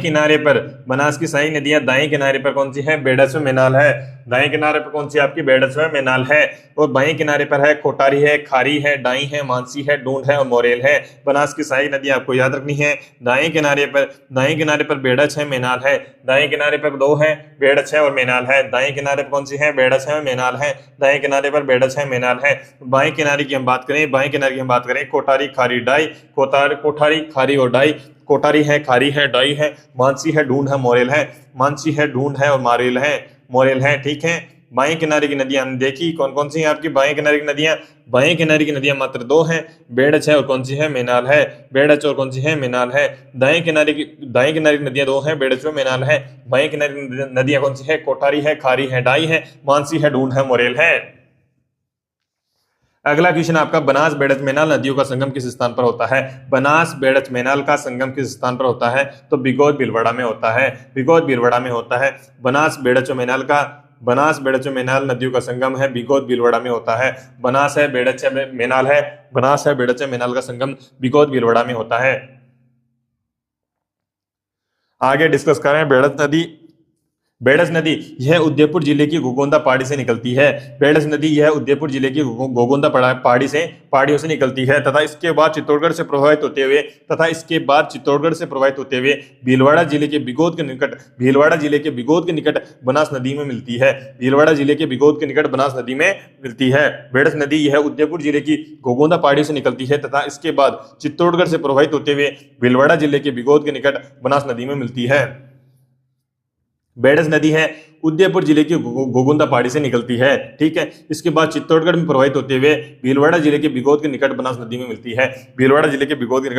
में मिलती है। अगला आपके घोगुंदा की पहाड़ियों से निकलने के पश्चात यह उदय सागर झील में गिरती है। घोगुंदा की पहाड़ियों से निकलने के पश्चात यह उदय सागर झील में गिरती है तथा उद्गम से लेकर उदय सागर झील तक इसे आयड के नाम से जाना जाता है तथा उदय सागर झील से निकलने के पश्चात इसका नाम बेडच होता है। इसके किनारे चित्तौड़गढ़ का किला स्थित है। चित्तौड़गढ़ जिले में अप्पावास के निकट इस नदी का गोसुंडा बांध बना है। चित्तौड़गढ़ जिले में अप्पावास के निकट इस नदी पर गोसुंडा बांध बना है। गोगोंदा की पहाड़ियों से निकलने के पश्चात यह उदय सागर झील में गिरती है। गोगोंदा की पहाड़ियों से निकलने के पश्चात यह उदय सागर झील में गिरती है। उद्गम से लेकर उदय सागर झील तक इसे आयड के नाम से जाना जाता है। उद्गम से लेकर उदय सागर झील तक इसे आयड के नाम से जाना जाता है। उदय सागर झील के से निकलने के पश्चात इसे बेड़च, उदय सागर झील से निकलने के पश्चात इसे बेड़च के इसका नाम बेड़च होता है। उदय सागर झील से निकलने के पश्चात इसका नाम क्या होता है? बेड़च होता है। क्या होता है? बेड़च हो जाता है। ठीक है। इसके किनारे चित्तौड़गढ़ का किला स्थित है। इसके किनारे क्या है? चित्तौड़गढ़ का किला स्थित है। इसके किनारे पर चित्तौड़गढ़ का किला स्थित है। चित्तौड़गढ़ किले के अपवास के निकट, चित्तौड़गढ़ किले के अपवास के निकट इस नदी पर गोसुंडा बांध बना है। चित्तौड़गढ़ जिले के अपवास के निकट है गोसुंडा बांध बना है। चित्तौड़गढ़ जिले के अपवास के निकट इस नदी पर क्या है? गोसुंडा बांध बना हुआ है। आगे हम देखते हैं बेड़च के दाएं किनारे पर कुछ सहायक नदियां मिलती है। बेड़च के दाएं किनारे पर कुछ सहायक नदियां मिलती हैं जो निम्न है। गंभीरी है, गुजरी है, ओरोई है और वागन है। गंभीरी है, गंभीरी है और क्या है? गुजरी है। ओरोई है और क्या है? वागन है। ओरोई क्या है? और वागन है। ओरोई है और वागन है। बेड़च के दाएं किनारे पर कुछ सहायक नदियां मिलती है। बेड़च के दाएं किनारे पर कुछ सहायक नदियां मिलती है। बेड़च के दाएं किनारे पर कुछ सहायक नदियां मिलती है। बेड़च के दाएं किनारे पर कुछ सहायक नदियां मिलती है। बेड़च के जो दाएं किनारे है उसके ऊपर सहायक नदियां मिलती है। बेड़च के दाएं किनारे पर है जो कुछ सहायक नदियां मिलती है। बेड़च के दाएं किनारे कुछ सहायक नदियां मिलती है। कौन सी है? गंभीरी है, गुजरी है। गंभीरी है और क्या है? गुजरी है। गंभीरी और गुजरी है। और क्या है? वागन है। गंभीरी और गुजरी है और क्या है? और वागन है। गंभीरी और गुजरी है और क्या है? वागन है। गंभीर, गुजरी और ओरे हुए वागन है। अगली है आपकी मेनाल नदी है। मेनाल नदी है ये भीलवाड़ा जिले से निकलकर बिगोद के निकट बनास में मिलती है।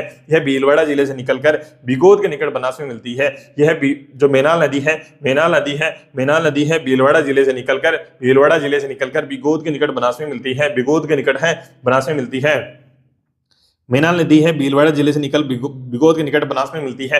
भीलवाड़ा जिले से निकलकर बिगोद के निकट है बनास में मिलती है। जहां बनास बेड़च मेनाल का त्रिवेणी संगम होता है। जहां बनास बेड़च और मेनाल का त्रिवेणी संगम होता है। जहां बनास मेनाल और बेड़च का त्रिवेणी संगम होता है। इस नदी पर मेनाल जलप्रपात है स्थित है। इस नदी पर है जो मेनाल जलप्रपात है वह भी स्थित है। यहाँ बनास बेड़च और मेनाल का त्रिवेणी संगम होता है। इस नदी पर मेनाल जलप्रपात भी स्थित है। अगला जो क्वेश्चन है आपका वह है आपका मेजा बांध किस नदी पर स्थित है? तो कोठारी नदी पर स्थित है। मेजा बांध किस नदी पर स्थित है? कोठारी नदी पर स्थित है। मेजा बांध किस नदी पर स्थित है? तो कोठारी नदी पर यह स्थित है। अब हम आगे डिस्कस करेंगे। अगला आपका जो क्वेश्चन है वह आगे जो आपकी थ्योरी इसकी डिस्कस करते हैं। हम थ्योरी अपन देखते हैं। सबसे पहले हम देखते हैं कोठारी नदी यह राजसमंद जिले में दीवेर नामक स्थान से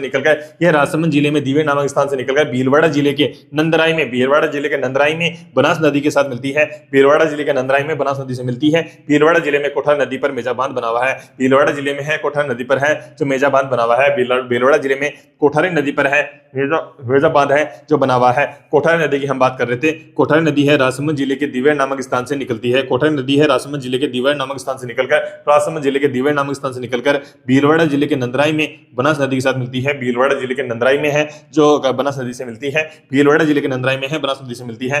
भीलवाड़ा जिले में कोठारी नदी पर मेजा बांध बना हुआ है। भीलवाड़ा जिले में कोठारी नदी पर क्या है? मेजा बांध बना हुआ है। खारी नदी की बात हम करें। खारी नदी है यह राजसमंद जिले में बिजराल के गांव की पहाड़ी से निकलती है। बिजराल गांव की पहाड़ी से निकलती है तथा अजमेर की सीमा से होते हुए टोंक जिले में देवली के निकट बनास के साथ मिलती है। अजमेर की सीमा से होते हुए टोंक जिले में देवली के निकट बनास के साथ मिलती है। इसकी सहायक नदी क्या है? मानसी है। इसकी सहायक नदी क्या है? मानसी है। इसकी सहायक नदी कौन सी है? मानसी है। खारी नदी की हम बात कर रहे थे।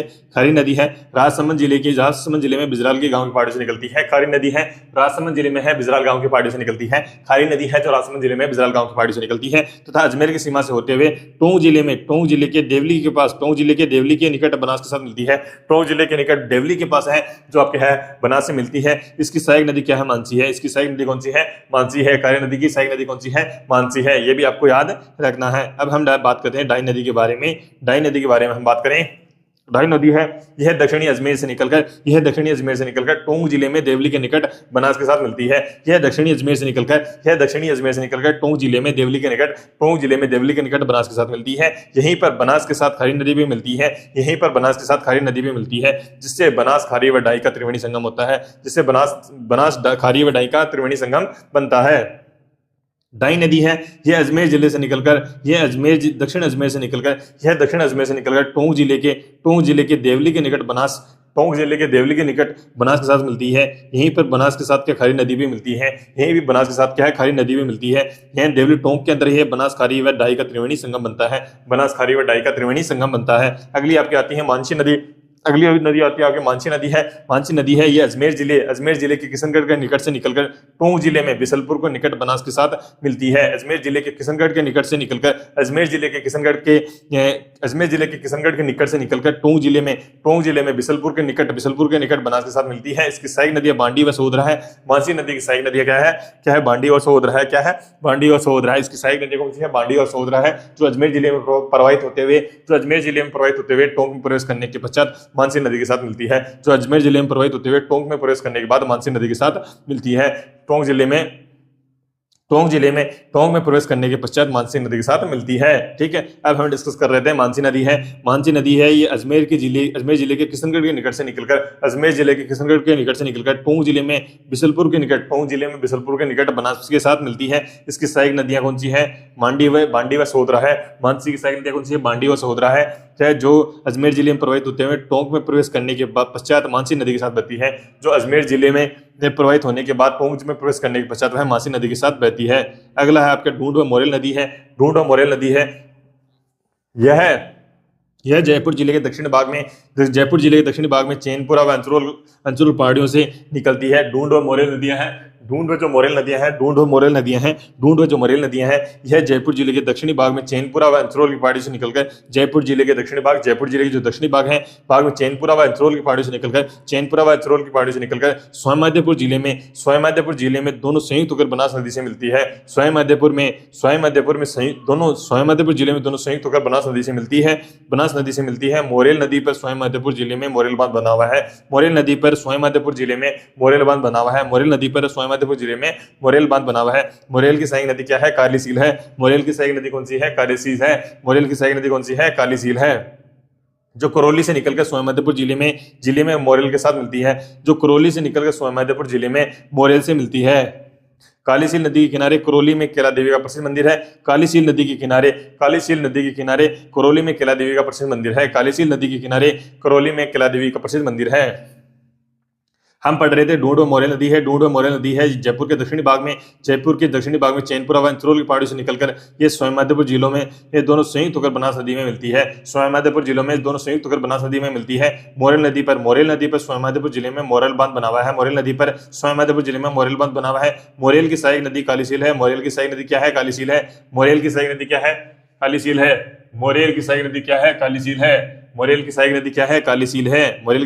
है, कालीसील है। जो करौली से निकलकर स्वायमाध्यपुर जिले में मोरेल के साथ मिलती है। जो करौली से निकलकर स्वायमाध्यपुर जिले में है मोरेल के साथ मिलती है। कालीसील नदी के किनारे करौली का किला देवी का प्रसिद्ध मंदिर भी स्थित है। अगला है 32 नंबर क्वेश्चन है, अर्जुन की गंगा किसे कहा जाता है, अर्जुन की गंगा कहा जाता है बाणगंगा को।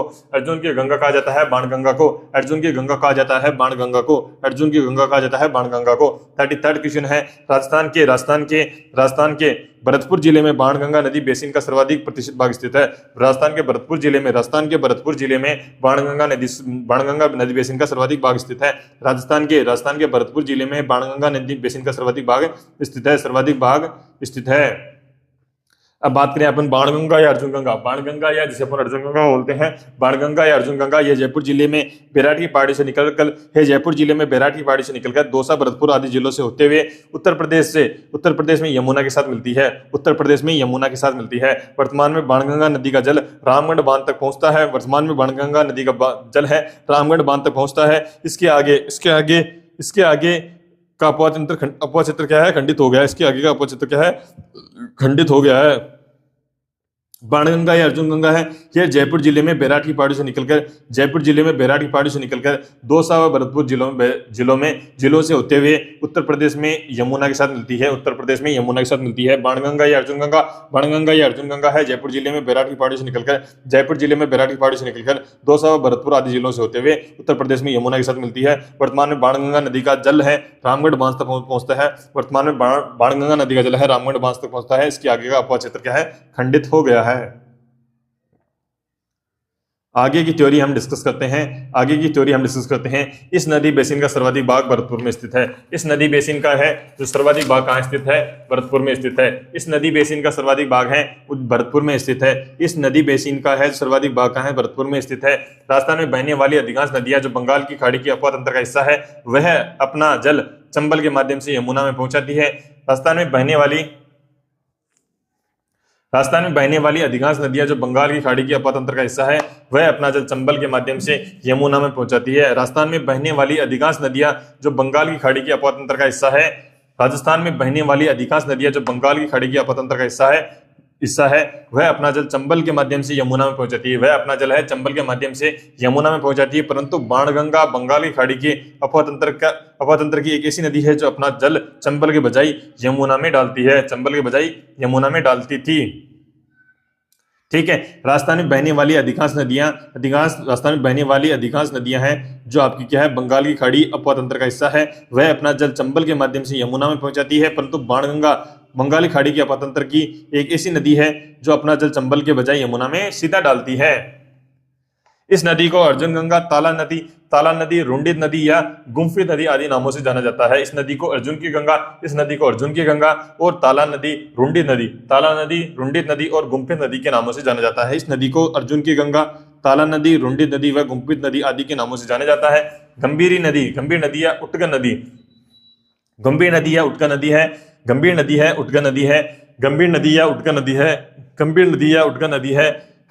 या उटगन नदी है। ये करौली, भरतपुर, धौलपुर में प्रवाहित होते हुए यमुना के साथ मिलती है। ये करौली, भरतपुर व धौलपुर में प्रवाहित होते हुए यमुना के साथ मिलती है, परंतु वर्तमान में इसका जल भी कुछ दूरी तक प्रवाहित होने के बाद विलुप्त हो जाती है। गंभीर की सहायक नदी पार्वती है। गंभीर की सहायक नदी क्या है? पार्वती है। गंभीरी या उत्कन नदी उसको बोलते हैं, गंभीर या उत्कन नदी से बोलते हैं। ये करौली, भरतपुर, धौलपुर में प्रवाहित होते हुए यमुना से मिलती है। करौली, भरतपुर व धौलपुर में बहते हुए ये यमुना के साथ मिलती है। करौली, भरतपुर व धौलपुर में बहते हुए यमुना के साथ मिलती है। वर्तमान में इसका जल कुछ दूरी के बाद क्या है? विलुप्त हो जाता है। गंभीरी की सहायक नदी क्या है? पार्वती नदी है। गंभीरी की सहायक नदी क्या है? पार्वती नदी है। गंभीरी की सहायक नदी क्या है? पार्वती नदी है। 34 नंबर क्वेश्चन, राजस्थान का मिट्टी से निर्मित सबसे बड़ा बांध है। राजस्थान का मिट्टी से निर्मित सबसे बड़ा बांध कौन सा है? पांचरा बांध है। राजस्थान का मिट्टी से निर्मित सबसे बड़ा बांध कौन सा है? पांचरा बांध है। राजस्थान का मिट्टी से निर्मित सबसे बड़ा बांध कौन सा है? पांचरा बांध है। राजस्थान में मिट्टी से निर्मित सबसे बड़ा बांध कौन सा है? पांचरा बांध है। राजस्थान में मिट्टी से निर्मित सबसे बड़ा बांध कौन सा है? पांचरा बांध है। करौली में स्थित पांचरा बांध पांच नदियों के संगम पर मिट्टी से निर्मित राजस्थान सबसे बड़ा बांध है, जिसके निर्माण में अमेरिका से आर्थिक सहयोग प्राप्त हुआ था। करौली में स्थित पांचरा बांध 5 नदियों के संगम पर स्थित है। करौली में स्थित पांचरा बांध है 5 नदियों के संगम पर स्थित है। मिट्टी से निर्मित राजस्थान का सबसे बड़ा बांध है। करौली में स्थित पांचरा बांध 5 नदियों के संगम पर मिट्टी से निर्मित राजस्थान का सबसे बड़ा बांध है। कौन सी 5 नदियां हैं आपकी? भद्रावती है, अंटा है, मांची है। भद्रावती है, अंटा है, मांची है। भद्रावती है, अंटा है, मांची है। भद्रावती है, अंटा है, मांची है। बरखेड़ा और बेसावट है। बरखेड़ा और क्या है? बेसावट है। भद्रावती, अंटा, मांची, बरखेड़ा और बेसावट है। ये राजस्थान सबसे बड़ा बांध है जिसमें अमेरिका से आर्थिक सहयोग प्राप्त हुआ था। ये भी आपको याद रखना, भद्रावती है, अंटा है, मांची। भद्रावती है, अंटा है, मांची। भद्रावती है, अंटा है, मांची है। बरखेड़ा और क्या है? बेसावट है। बरखेड़ा और क्या है? बेसावट है। अगला 35 नंबर क्वेश्चन है, we are going to discuss. Rajasthan में करक रेखा को 2 बार पार करने वाली कौन सी नदी है? तो माही नदी है। राजस्थान में करक रेखा को 2 बार पार करने वाली कौन सी नदी है? तो माही नदी है। राजस्थान में करक रेखा को 2 बार पार करने वाली नदी कौन सी है आपकी? माही नदी है। नाउ 36 नंबर क्वेश्चन है, त्रिवेणी संगम नदियां दी गई है। बिगोद में बनास बेड़चो मेनाल का संगम होता है। बिगोद में बनास बेड़चो मेनाल का संगम होता है। बिगोद में बनास बेड़चो मेनाल का संगम होता है। बिगोद में बनास का, बेड़च का, मेनाल का। बिगोद के अंदर बनास का, बेड़च का और मेनाल का। और राजमहल के अंतर्गत बनास डाई खारी का। राजमहल में बनास डाई व खारी का। राजमहल में किसका है? बनास का, डाई का व खारी का है। राजमहल में किसका है? बनास का है, डाई का व खारी का है। राजमहल में किसका है? बनास का है, डाई का है व खारी का है। रामेश्वर घाट में बनास चंबल सीप का। रामेश्वर घाट में है बनास है, चंबल का है, सीप का है। रामेश्वर घाट में है बनास है, चंबल व सीप का है। रामेश्वर घाट है उसमें क्या है? बनास का है, चंबल का है, सीप का है। और बेणेश्वर में सोममाही जाखम का है। बेणेश्वर में किसका है? सोममाही जाखम का है। Option C is the correct answer. Bigod में है बनास है, बेड़चो मेनाल है। बिगोद में बनास है, बेड़चो मेनाल है। बिगोद में है बनास है, बेड़चो मेनाल है। ठीक है। राजमहल है बनास है, डाई खारी है। और रामेश्वर घाट बनास चंबल और सीप है। बनास चंबल और सीप है। बेणेश्वर सोममाही व जाखम है। Okay, now we will discuss next 37 number question we are going to discuss. उसमें पूछा गया है कि प्रसिद्ध प्रसिद्ध प्रसिद्ध तीर्थ गलियाकोट किस नदी के किनारे स्थित है? तो यह माही नदी के किनारे स्थित है। प्रसिद्ध तीर्थ गलियाकोट किस नदी के किनारे स्थित है? प्रसिद्ध तीर्थ गलियाकोट किस नदी के किनारे स्थित है? माही नदी के किनारे स्थित है। माही नदी का उद्गम धार मध्य प्रदेश से होता है। माही नदी का उद्गम धार मध्य प्रदेश से होता है। माही नदी का उद्गम धार मध्य प्रदेश से होता है। ठीक है, 39 नंबर क्वेश्चन है कि चंबल नदी की सहायक नदी बतानी है। चंबल नदी की सहायक नदी कौन सी है? आपके सीवान में परवन है। चंबल की सहायक नदी कौन सी है? सीवान में परवन है। चंबल की सहायक नदी कौन सी है? सीवान में परवन है। चंबल की सहायक नदी परवन सीवान में परवन है। चंबल की सहायक नदी कौन सी है? सीवान में परवन है। माही की कौन सी है? माही की बतानी है आपको। माही की अनास व चाप है। माही कौन सी है? अनास व चाप है। माही की कौन सी है? अनास व चाप है। साबरमती की वाकल व अतमती है। साबरमती की वाकल व अतमती है। बनास की कौन सी है? बनास की खारी व बांडी है। बनास की कौन सी? खारी व बांडी है। बनास की कौन सी है? खारी व Bandi. Option A is the correct answer. कौन सी है? चंबल की कौन सी है? आपकी सीवान व परवन है। चंबल की कौन सी है? आपकी सीवान व परवन है। चंबल की याद रखिए आपको, सीवान व परवन है। और माही की अनास व चाप है। माही की कौन सी है? अनास व चाप है। और साबरमती वाकल व अतमती है। साबरमती कौन सी? वाकल व अतमती है। बनास की कौन सी? खारी व बांडी है। बनास की कौन सी है? खारी व बांडी है। अब आगे हम इसकी थ्योरी देखते हैं कि माही नदी है जो माही नदी है यह मध्य प्रदेश के धार जिले के विंध्याचल श्रेणी पर मेहत झील के निकट से अमरोरू नामक स्थान से निकलती है। यह मध्य प्रदेश के धार जिले के विंध्याचल श्रेणी पर मेहन झील के निकट से अमरोरू नामक स्थान से निकलती है। उद्गम के पश्चात मध्य प्रदेश में यह उत्तर की ओर प्रवाहित होती है। तथा राजस्थान में बांसवाड़ा जिले के खांदू नामक गांव में प्रवेश करती है। यह राजस्थान में बांसवाड़ा जिले के खांदू नामक गांव में प्रवेश करती है। यह मध्य प्रदेश के धार जिले के विंध्याचल श्रेणी में मेहन झील के निकट अमरोरू नामक स्थान से निकलती है। उद्गम पश्चात यह मध्य प्रदेश में उत्तर की ओर प्रवाहित होती है। राजस्थान में बांसवाड़ा जिले के खांदू नामक गांव में यह प्रवेश करती है। बांसवाड़ा डूंगरपुर और प्रतापगढ़ में प्रवाहित होते हुए बांसवाड़ा व डूंगरपुर जिलों के बीच सीमा बनाते हुए यह दक्षिण की ओर मुड़ जाती है। इसके बाद वह गुजरात में प्रवाहित होते हुए खंबाड़ की खाड़ी में गिरती है। बांसवाड़ा डूंगरपुर और प्रतापगढ़ में प्रवाहित होते हुए बांसवाड़ा व डूंगरपुर जिलों के बीच सीमा बनाते हुए दक्षिण की ओर मुड़ जाती है। इसके बाद गुजरात में प्रवाहित हुए खंबात की खाड़ी में गिरती है। यह उल्टे यू अक्षर की आकृति जैसी होती है तथा कर्क रेखा को 2 बार काटती है। इसकी कुल लंबाई 5,76 किलोमीटर है, 576 किलोमीटर है, जिसमें 171 किलोमीटर राजस्थान में है। यह उल्टे यू अक्षर की आकृति बनाती है। इसे कर्क रेखा को 2 बार काटती है। इसकी कुल लंबाई है 576 किलोमीटर है, जिसमें से राजस्थान में 171 किलोमीटर है। Okay, now we will discuss next theory. वो है आपकी राजस्थान में यह नदी जिस क्षेत्र में प्रवाहित होती है उसे वागड़ व काठल कहा जाता है। राजस्थान में यह नदी जिस क्षेत्र में प्रवाहित होती है उसे वागड़ या काठल कहा जाता है तथा इस नदी को वागड़ की गंगा या काठल की गंगा कहा जाता है। इसलिए इस नदी को है वागड़ की गंगा या काठल की गंगा कहा जाता है। राजस्थान में यह नदी जिस क्षेत्र में प्रवाहित होती है उसे वागड़ या काठल कहा जाता है। इस नदी को वागड़ की गंगा या काठल की गंगा कहा जाता है। ठीक है, आगे है। इस नदी के अपवा क्षेत्र में प्रतापगढ़ से बांसवाड़ा के बीच का क्षेत्र छप्पन बेसिन के नाम से जाना जाता है। इस नदी के अपवा क्षेत्र में प्रतापगढ़ से बांसवाड़ा के बीच का क्षेत्र छप्पन बेसिन के नाम से जाना जाता है। इस नदी के अपवा क्षेत्र में प्रतापगढ़ से बांसवाड़ा के बीच का क्षेत्र छप्पन बेसिन के नाम से जाना जाता है। इस नदी में बांसवाड़ा जिले के बोरखेड़ा में माही बाजार सागर बांध, बांसवाड़ा के निकट कागदी पिकअप बांध तथा गुजरात में कंडाणा बांध बना हुआ है। इस नदी पर बांसवाड़ा जिले के बोरखेड़ा में माही बाजार सागर बांध, आपको याद रखना है, बांसवाड़ा जिले के बोरखेड़ा में माही बाजार सागर बांध और बांसवाड़ा के निकट कागदी पिकअप बांध तथा गुजरात में कंडाणा बांध बना हुआ है। ठीक है, यानी इस नदी पर बांसवाड़ा जिले के बोरखेड़ा में माही बाजार सागर बांध, बांसवाड़ा जिले के बोरखेड़ा में माही बाजार सागर बांध और बांसवाड़ा के निकट कागदी पिकअप बांध बनाया गया है। तथा गुजरात में कंडाणा बांध बना हुआ है। माही नदी के किनारे डूंगरपुर में बेणेश्वर तथा गलियाकोट नामक तीर्थ स्थल स्थित है। माही नदी के किनारे डूंगरपुर में बेणेश्वर तथा गलियाकोट नामक तीर्थ स्थल स्थित है। माही नदी के किनारे डूंगरपुर में बेणेश्वर व गलियाकोट नामक तीर्थ स्थल स्थित है। अब आगे हम बात करें, माही नदी के साथ बेणेश्वर में सोम जाखम नदियां मिलती है। माही नदी के साथ बेणेश्वर में सोम जाखम नदियां मिलती है, जिससे त्रिवेणी संगम बनता है। यह बेणेश्वर एक टापू के रूप में जहाँ प्रतिवर्ष माघ पूर्णिमा को विशाल मेले का आयोजन किया जाता है। जहां प्रतिवर्ष माघ पूर्णिमा को विशाल मेले का आयोजन किया जाता है, जिसे आदिवासियों का कुंभ मेला कहा जाता है, जिसे आदिवासियों का कुंभ मेला भी कहा जाता है। माही के साथ बेणेश्वर में सोम जाखम नदी का संगम होता है, जिसे त्रिवेणी संगम बनता है। बेणेश्वर एक टापू के रूप में जब प्रतिवर्ष माघ पूर्णिमा को विशाल मेले का आयोजन किया जाता है, जिसे आदिवासियों को कुंभ या आदिवासियों को मेला कुंभ का मेला कहा जाता है। नेक्स्ट आपका क्वेश्चन 40 नंबर क्वेश्चन है, कौन सी नदी माही नदी के साथ मिलकर त्रिवेणी संगम बनाती है? तो सोम नदी बनाती है। कौन सी नदी माही नदी के साथ मिलकर त्रिवेणी संगम बनाती है? तो सोम नदी बनाती है। कौन सी नदी माही नदी के साथ मिलकर त्रिवेणी संगम बनाती है? सोम नदी बनाती है। अनास, इरु और चाप किस नदी की सहायक नदियां हैं? तो किसकी? माही नदी की सहायक नदियां हैं। अनास, इरु और चाप किस नदी की सहायक नदियां हैं? अनास, इरु और चाप किस नदी की सहायक नदियां हैं? तो माही नदी की सहायक नदियां हैं। माही की प्रमुख सहायक नदियां कौन सी है? माही की प्रमुख सहायक नदियां कौन सी है?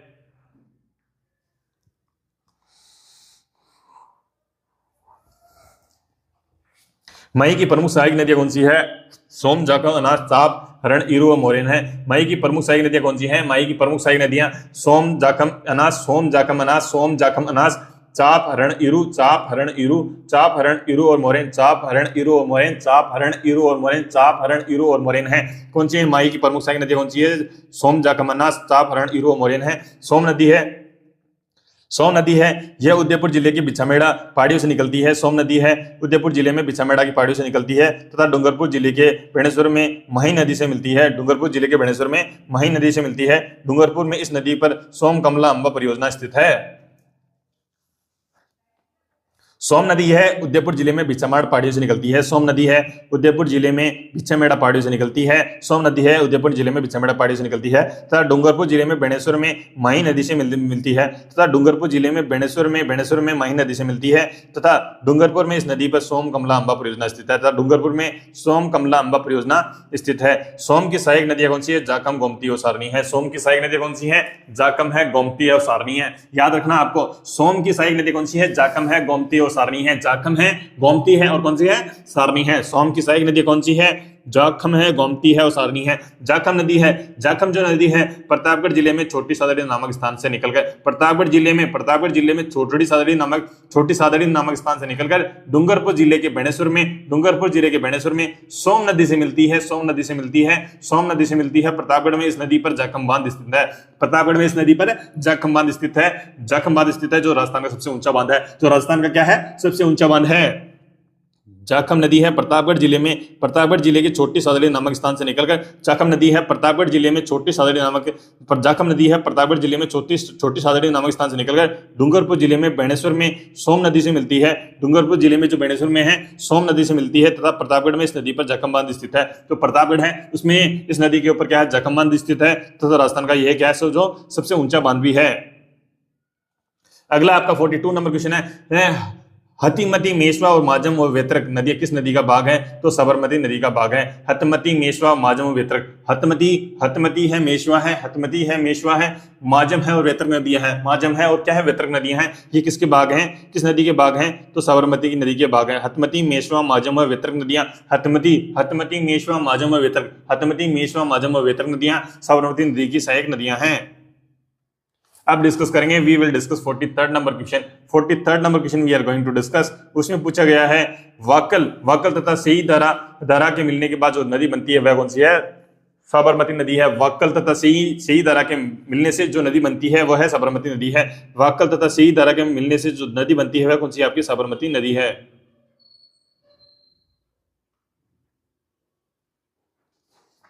वाकल तथा सही धारा के मिलने से जो नदी बनती है वो आपकी कौन सी है? साबरमती नदी है। ठीक है, साबरमती नदी की बात करें, यह उदयपुर जिले के दक्षिणी भाग से कई शाखाओं के रूप में निकलती है।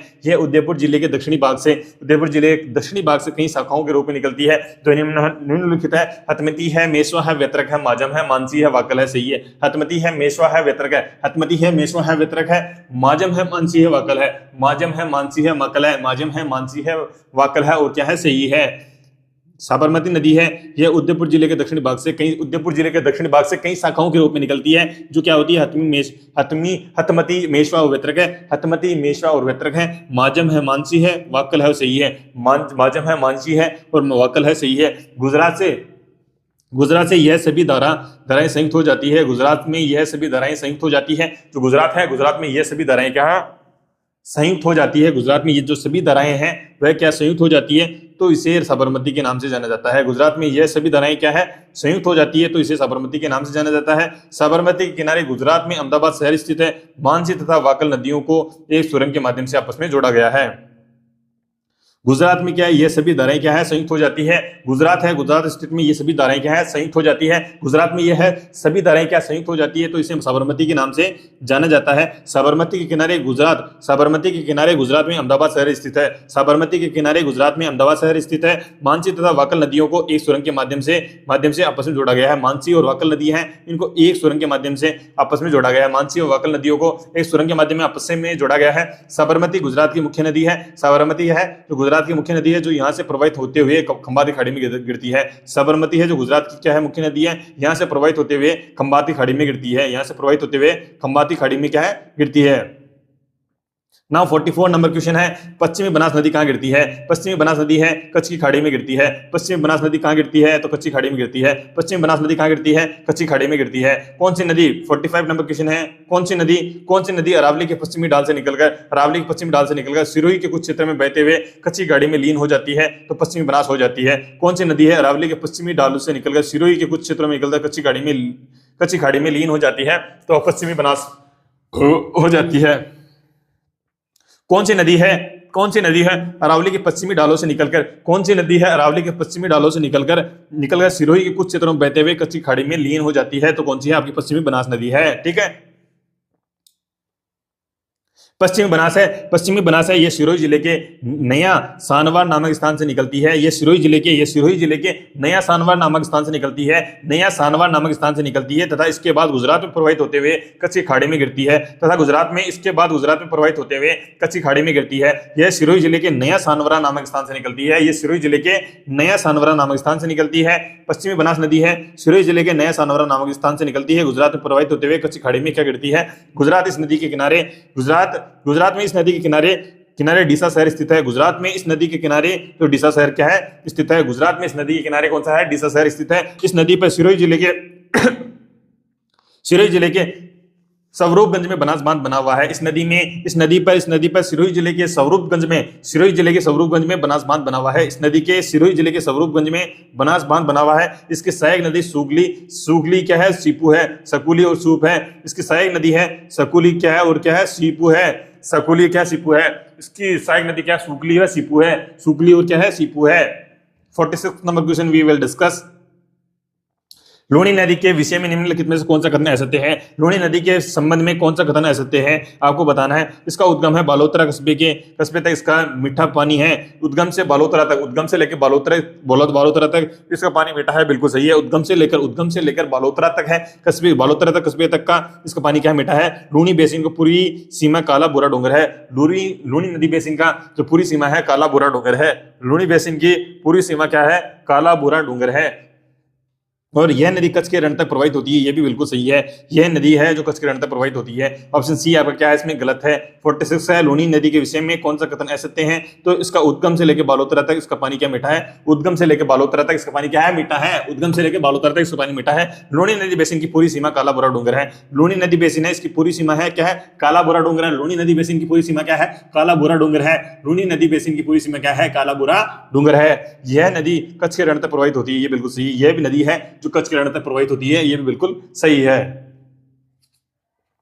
Now we will discuss 47 number question we are going to discuss। 47 number question में हमें पूछा गया है कि लूणी नदी का उद्गम किन दो धाराओं के मिलने से होता है। लूणी नदी का उद्गम है जो आपका साबरमती व सरस्वती मिलने से होता है। लूणी नदी का उद्गम है किन दो धाराओं के मिलने से होता है, तो साबरमती व सरस्वती के मिलने से होता है। लूणी नदी का उद्गम किन दो धाराओं के मिलने से होता है, साबरमती और सरस्वती के मिलने से होता है। साबरमती और सरस्वती, नॉट साबरमती नहीं है, वह क्या है, साबरमती और सरस्वती के मिलने से क्या है, लूणी नदी का उद्गम होता है। साबरमती और सरस्वती नदी के मिलने से होता है। अगला है 48 नंबर क्वेश्चन है, वी विल डिस्कस। लूणी नदी का जल उद्गम से लेकर किस स्थान तक मीठा रहता है और उसके बाद खारा हो जाता है, तो बालोतरा तक इसका मीठा पानी रहता है। लूणी नदी का जल है उद्गम से लेकर बालोतरा तक मीठा रहता है, उसके बाद में क्या है, इसका क्या हो जाता है, खारा हो जाता है।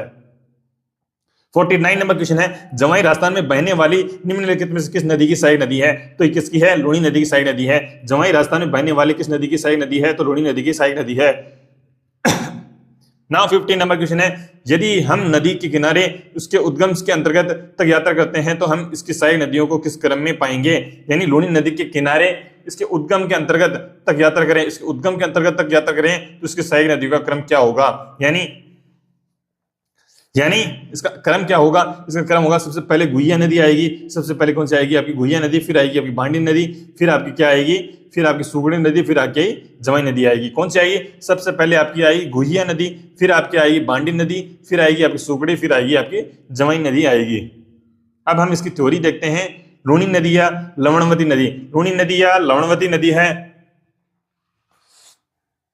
लूनी नदी या लवणवती नदी है, यह अजमेर जिले की नाग पहाड़ियों से निकलती है। यह अजमेर जिले के नाग पहाड़ियों से निकलती है, जहां इसे सागरमती के नाम से जाना जाता है, जहां इसे सागरमती के नाम से जाना जाता है। तथा पुष्कर की पहाड़ियों से आने वाली सरस्वती नदी तथा पुष्कर की पहाड़ियों से आने वाली सरस्वती नदी जब इसके साथ मिलती है तब इसे लूनी नदी के नाम से जाना जाता है। तो पुष्कर की पहाड़ियों से आने वाली सरस्वती नदी जब इसके साथ मिलती है तो इसे लूनी नदी के नाम से जाना जाता है। लूनी नदी या लवणवती नदी अजमेर जिले के नाग पहाड़ी से निकलती है, जहां इसे सागरमती के नाम से जाना जाता है। पुष्कर की पहाड़ियों से आने वाली सरस्वती नदी जब इसके साथ मिलती है तो इसे लूनी नदी के नाम से जाना जाता है। अजमेर के पश्चात यह नागौर, पाली, जोधपुर, बाड़मेर, जालोर आदि जिलों में प्रवाहित होकर गुजरात से होते हुए कच्छ की खाड़ी, कच्छ के रण में गिरती है। अजमेर के पश्चात यह नागौर है, पाली है, जोधपुर है, नागौर है, पाली है, जोधपुर है, बाड़मेर है, जालोर है।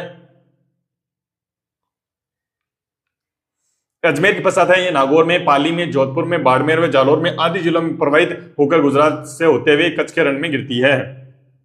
अजमेर के पश्चात ये नागौर है, पाली है, जोधपुर है, बाड़मेर है, जालोर जिलों में बहते हुए गुजरात के कच्छ के रण में गिरती है। ठीक है। लूनी नदी बेसिन को पूरी सीमा कालाबुरा डूंगर है। लूनी नदी बेसिन की पूरी सीमा क्या है, कालाबुरा डूंगर है। लूनी नदी बेसिन की पूरी सीमा क्या है, कालाबुरा डूंगर है। लूनी नदी बेसिन की जो पूरी सीमा है कालाबुरा डूंगर है। आगे हम देखते हैं इसकी थ्योरी।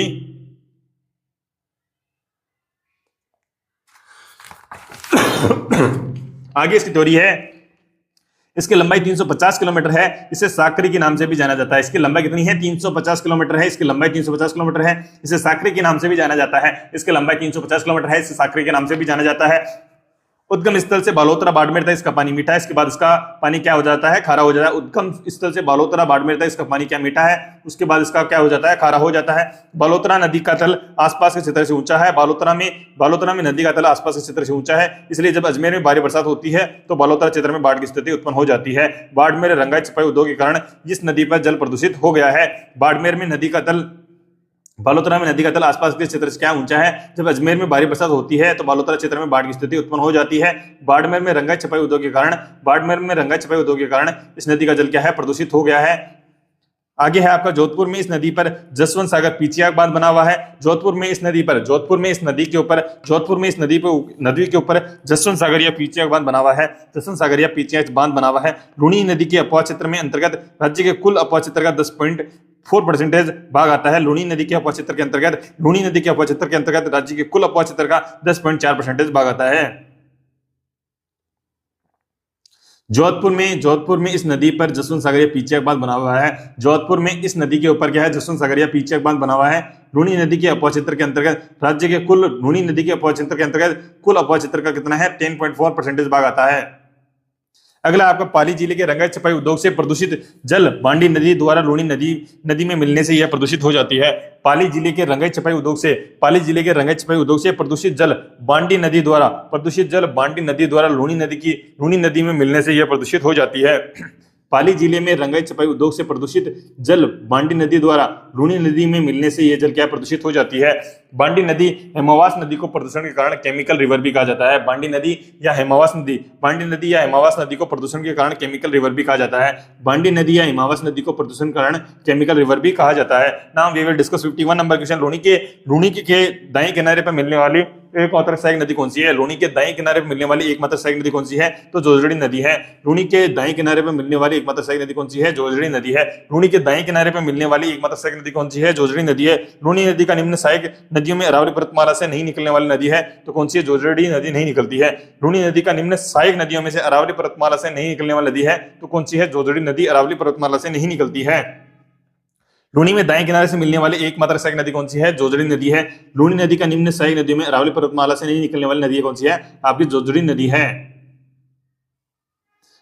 आगे हम थ्योरी देखते हैं लूणी की सहायक नदियां। लूणी की सहायक नदियां दाएं किनारे से जोजड़ी, दाएं किनारे से जोजड़ी, बाएं किनारे से बांडी गुहिया, बाएं किनारे से बांडी और गुहिया, बाएं किनारे से बांडी और गुहिया, सुगड़ी मीठड़ी लीलड़ी, सुगड़ी मीठड़ी लीलड़ी, ठीक है। जवाई खारी और सागी, जवाई खारी और सागी, ठीक है। कौन सी है? बाएं किनारे से बांडी है गुहिया, बांडी है गुहिया है, बांडी है गुहिया है, बांडी और कौन सी है? गुहिया, बांडी और कौन सी है? गुहिया है। सुगड़ी मीठड़ी और लीलड़ी है, सुगड़ी है मीठड़ी और लुलड़ी है, सुगड़ी है मीठड़ी है और क्या है? लीलड़ी है। और क्या? जवाई है खारी है सागी है, जवाई है खारी है सागी है। ये है बाएं किनारे से मिलने वाली सहायक नदियां हैं। लूणी की सहायक नदियां दाएं किनारे से एकमात्र जोजड़ी है, बाएं किनारे से बांडी है गुहिया है, सुगड़ी है मीठड़ी है, लीलड़ी है, जवाई है खारी है सागी है, सगाई है, ठीक है। अब जोजड़ी है, जोजड़ी है इसका उद्गम है नागौर जिले के पांडलू या पंदलू गांव से होता है। जोजड़ी नदी है इसका उद्गम नागौर जिले के पांडलू या पंदलू गांव से होता है। जोजड़ी नदी है इसका उद्गम है नागौर जिले के पांडलू या पंदलू गांव से होता है। और तथा जोधपुर में यह लूणी नदी के साथ मिलती है, तथा जोधपुर में यह लूणी के साथ मिलती है। यह लूणी की एकमात्र ऐसी सहायक नदी है जिसका उद्गम अरावली से नहीं होता है तथा लूणी के दाएं किनारे पर मिलती है। लूणी की एकमात्र ऐसी सहायक नदी है जिसका उद्गम अरावली से नहीं होता है तथा लूणी के दाएं किनारे से मिलती है। जोजड़ी नदी है, जोजड़ी नदी है इसका उद्गम नागौर जिले के पांदलू या पंदलू गांव से होता है। जोधपुर में यह लूणी के साथ मिलती है। लूणी की एकमात्र सहायक नदी है जिसका उद्गम अरावली से नहीं होता है, लूणी के दाएं किनारे पर मिलती है। अब हम बात करें लीलड़ी नदी के बारे में। लीलड़ी नहीं, लीलड़ी यह अजमेर जिले के दक्षिणी भाग में जवाजा के निकट से निकलकर पाली में लूणी के साथ मिलती है। लीलड़ी है यह अजमेर जिले के दक्षिणी भाग में जवाजा के निकट से निकलकर अजमेर जिले के दक्षिणी भाग में जवाजा से निकलकर पाली में लूणी से मिलती है। लीलड़ी नदी है जो अजमेर जिले के दक्षिणी भाग में जवाजा से निकलकर पाली में लूणी से मिलती है। अब अगली है बांडी नदी है, यह पाली जिले से निकलकर पाली तथा जोधपुर की सीमा पर लाकर गांव में लूणी के साथ मिलती है। इस नदी पर पाली जिले में हेमावास बांध बना हुआ है। बांडी नदी है पाली जिले से निकलकर पाली तथा जोधपुर की सीमा पर लाकर गांव में लूणी के साथ मिलती है। सीमा पर लाकर गांव में है, लूणी के साथ मिलती है। इस नदी पर पाली जिले में हेमावास बांध बना हुआ है। बांडी नदी है ये पाली जिले से निकलकर पाली तथा जोधपुर की सीमा पर लाकर गांव में लूणी के साथ मिलती है। पाली जिले से निकलकर पाली तथा जोधपुर की सीमा पर लाकर गांव में लूणी से मिलती है तथा इस नदी पर पाली जिले का हिमावास बांध बना हुआ है। बांडी की सहायक नदी गुहिया है। बांडी की सहायक नदी कौन सी है? गुहिया है। ये आपको याद रखना है। बांडी की सहायक नदी कौन सी है? गुहिया है, जो पाली में प्रवाहित होते हुए उसके दाएं किनारे पर मिलती है, जो पाली में प्रवाहित होते हुए भी इसके दाएं किनारे से मिलती है। बांडी नदी है, बांडी की सहायक नदी कौन सी है? गुहिया है, जो पाली में प्रवाहित होते हुए इसके दाएं किनारे पर मिलती है। बांडी की सहायक नदी कौन सी है? गुहिया है, जो पाली में प्रवाहित होते हुए इसके दाएं किनारे से क्या है? मिलती है। अगला क्वेश्चन है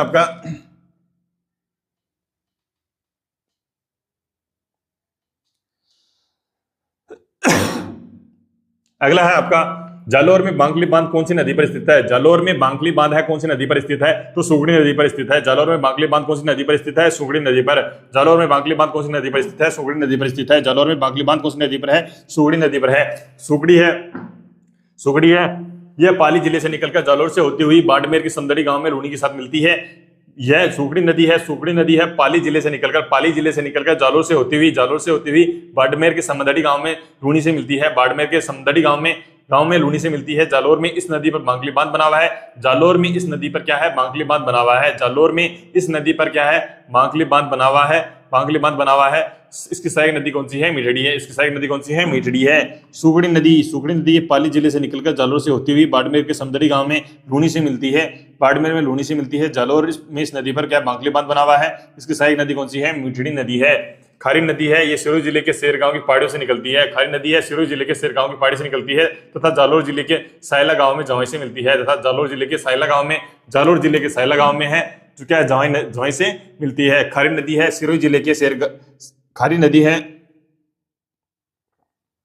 खारी नदी है यह सिरोही जिले के सेरगांव की पहाड़ियों से निकलती है। ये सिरोही जिले के सेरगांव की पहाड़ियों से निकलती है। खारी नदी है सिरोही जिले के सेरगांव की पहाड़ियों से निकलती है तथा जालोर जिले के सायला गांव में जवाई से मिलती है। सागी नदी अगली क्या है आपकी सवाई जो आपके है सागी नदी है यह जालोर जिले के जसवंतपुरा पहाड़ियों से निकलकर बाड़मेर जिले के गांधाव में लूणी के साथ मिलती है। सागी नदी है ये जालोर जिले के जसवंतपुरा पहाड़ी से निकलकर बाड़मेर जिले के गांधाव में लूणी के साथ मिलती है। क्या है? सागी नदी है यह जालोर जिले में जसवंतपुरा की पहाड़ियों से निकलकर सागी नदी है यह जालोर जिले में जसवंतपुरा की पहाड़ियों से निकलकर बाड़मेर जिले के गांधों में लूनी के साथ मिलती है। सागी नदी है यह जालोर जिले में जसवंतपुरा की पहाड़ियों से निकलकर बाड़मेर जिले के गांधों में लूनी के साथ मिलती है। सागी नदी है यह जालोर जिले में जसवंतपुरा की पहाड़ियों से निकलकर बाड़मेर जिले के गांधों में लूनी के साथ मिलती है। सागी नदी है यह जालोर जिले में जसवंतपुरा की पहाड़ियों से निकलकर बाड़मेर जिले के गांधों में लूनी के साथ मिलती है। सागी नदी क्या है, यह जालोर जिले में जसवंतपुरा की पहाड़ियों से निकलकर बाड़मेर जिले के गांधों में लूनी के साथ मिलती है। सागी नदी क्या है, यह जालोर जिले में जसवंतपुरा की पहाड़ियों से निकलकर सागी नदी है जो जालोर जिले में है जसवंतपुरा की पहाड़ियों से निकलकर बाड़मेर जिले के गांधों में लूनी के साथ मिलती है। सागी नदी बाड़मेर जिले के गांधों गांव में है, लूनी के साथ मिलती है। अगला क्वेश्चन आपका है मारवाड़ का अमृत सरोवर कहलाता है। तो मारवाड़ का अमृत सरोवर है जवाई बांध कहलाता है। मारवाड़ का अमृत सरोवर है जवाई बांध कहलाता है। मारवाड़ का अमृत सरोवर कहलाता है जवाई बांध कहलाता है। नदियों के संबंध में निम्नलिखित कथनों पर विचार कर सही उत्तर का चयन कीजिए। तो क्या है, एरिनपुरा सिरोही जवाई नदी के किनारे, जवाई नदी के बाएं किनारे पर स्थित है। ये बिल्कुल सही है। एरिनपुरा सिरोही है जवाई नदी के बाएं किनारे पर स्थित है। एरिनपुरा सिरोही है जवाई नदी के बाएं किनारे पर स्थित है। एरिनपुरा सिरोही है जवाई नदी के एरिनपुरा सिरोही है जवाई नदी के बाएं किनारे पर स्थित है। ये बिल्कुल सही है। थर्ड आपका आबू रोड सिरोही है पश्चिमी बनास के बाएं किनारे पर स्थित है। आबू रोड सिरोही है जो पश्चिमी बनास है उसके बाएं किनारे पर स्थित है। आबू रोड सिरोही है जो पश्चिमी बनास के बाएं किनारे पर स्थित है। आबू रोड सिरोही है जो पश्चिमी बनास के बाएं किनारे पर स्थित है। आबू रोड सिरोही क्या है, पश्चिमी बनास के बाएं किनारे पर स्थित है। आबू रोड सिरोही है जो आपका क्या है, पश्चिमी बनास के जो बाएं किनारे पर स्थित है। शिवगंज सिरोही है जो जवाई नदी के बाएं किनारे पर स्थित है। शिवगंज सिरोही है जो जवाई नदी के बाएं किनारे पर स्थित है। यह भी बिल्कुल सही है। ऑप्शन सी आपका इसमें क्या है, करेक्ट है। कौन सा आपका, एरिनपुरा सिरोही जवाई नदी के बाएं किनारे पर, शिवगंज सिरोही जवाई नदी के बाएं किनारे पर, और आपका जो है चंद्रावती जो आपका आबू रोड सिरोही है जो पश्चिमी बनास के बाएं किनारे पर स्थित है। आबू रोड सिरोही है जो आपका क्या है, पश्चिमी बनास के बाएं किनारे पर स्थित है। ऑप्शन सी इसमें क्या था, करेक्ट था।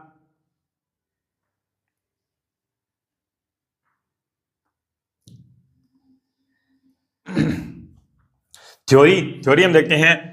जवाई यह पाली जिले की बाली तहसील में गोरिया गांव से निकलती है। जवाई नदी है पाली जिले की बाली तहसील में गोरिया गांव से निकलती है। पाली जिले की बाली तहसील के गोरिया गांव से निकलती है। इसके बाद पाली व जालौर में प्रवाहित होते हुए बालोतरा के निकट लूनी नदी से मिलती है। बाड़मेर में बालोतरा के निकट लूनी नदी से मिलती है। पाली जिले के सुमेरपुर में इस पर जवाई बांध बना हुआ है। पाली जिले के सुमेरपुर में इस पर क्या है, जवाई बांध बना हुआ है, जिसे मारवाड़ का अमृत सरोवर कहा जाता है। इस बांध में पानी की कमी होने पर उदयपुर की सेई परियोजना से पानी की आपूर्ति की जाती है। इस बांध में पानी की कमी होने पर उदयपुर की सेई परियोजना से पानी की आपूर्ति की जाती है।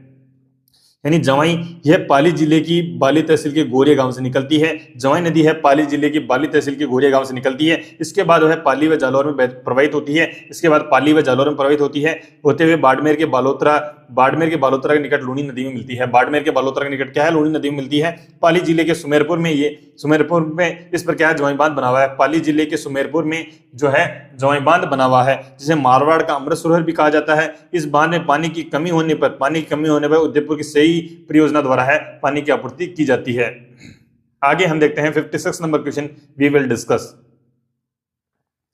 भीमला जल प्रपात है किस जिले में स्थित है। भीमला जल प्रपात है किस जिले में स्थित है, बूंदी में स्थित है। भीमला जल प्रपात है जो बूंदी में स्थित है। भीमला जल प्रपात है जो आपके बूंदी में स्थित है। चूलिया जल प्रपात है जो चंबल नदी पर चित्तौड़गढ़ में स्थित है। चूलिया जल प्रपात है जो चंबल नदी पर है जो चित्तौड़गढ़ में स्थित है। चूलिया जल प्रपात है जो चंबल नदी पर है जो चित्तौड़गढ़ में स्थित है। मेनाल जल प्रपात है मेनाल नदी पर है जो भीलवाड़ा में स्थित है। मेनाल जल प्रपात है जो मेनाल नदी पर है भीलवाड़ा में स्थित है। मेनाल जल प्रपात है मेनाल नदी पर है जो भीलवाड़ा में स्थित है। भीमला जल प्रपात है मांगली नदी पर बूंदी में स्थित है। भीमला जल प्रपात है मांगली नदी पर है जो बूंदी में स्थित है। चूलिया जल प्रपात है चित्तौड़गढ़ में है, चंबल नदी पर स्थित है। ठीक है। मेनाल जल प्रपात है मेनाल नदी पर भीलवाड़ा में स्थित है। भीमला जल प्रपात है मांगली नदी पर बूंदी में स्थित है। भीमला जल प्रपात है मांगली नदी पर है, बूंदी में स्थित है।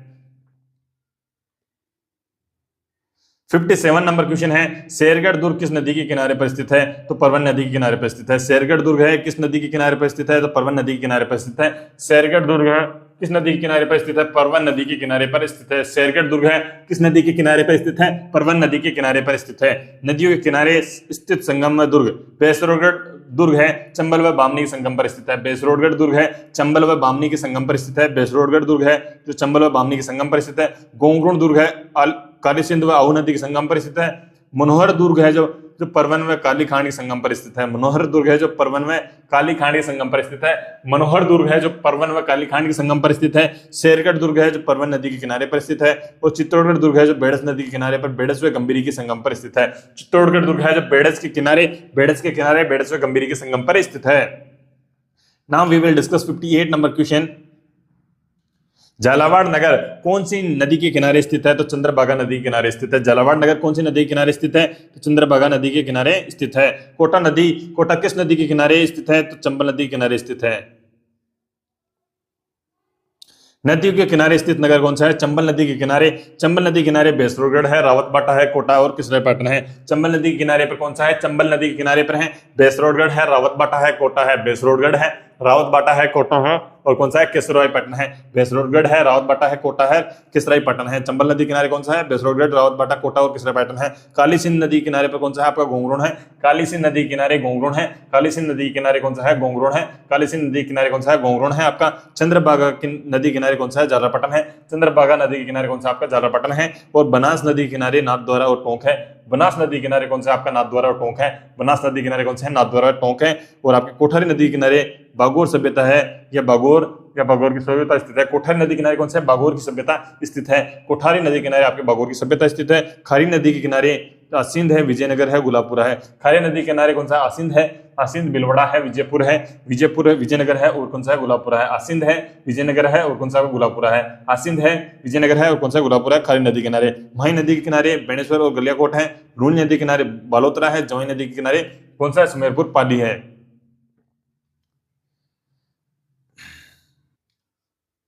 नेक्स्ट है आपका 60 नंबर क्वेश्चन। 60 नंबर क्वेश्चन कहता है निम्नलिखित में से राजस्थान के कौन से जिलों में नदी नहीं है? तो आपके किसमें नहीं है? बीकानेर और चूरू में कोई नदी नहीं है। निम्नलिखित में से कौन से जिलों में नदी नहीं है? तो बीकानेर और चूरू में नहीं है। राजस्थान के चूरू और बीकानेर दो ऐसे जिले हैं। राजस्थान के चूरू और बीकानेर ऐसे जिले हैं जिनमें कोई नदी नहीं पाई जाती। राजस्थान के चूरू और बीकानेर ऐसे जिले हैं जिनमें कोई नदी नहीं पाई जाती है।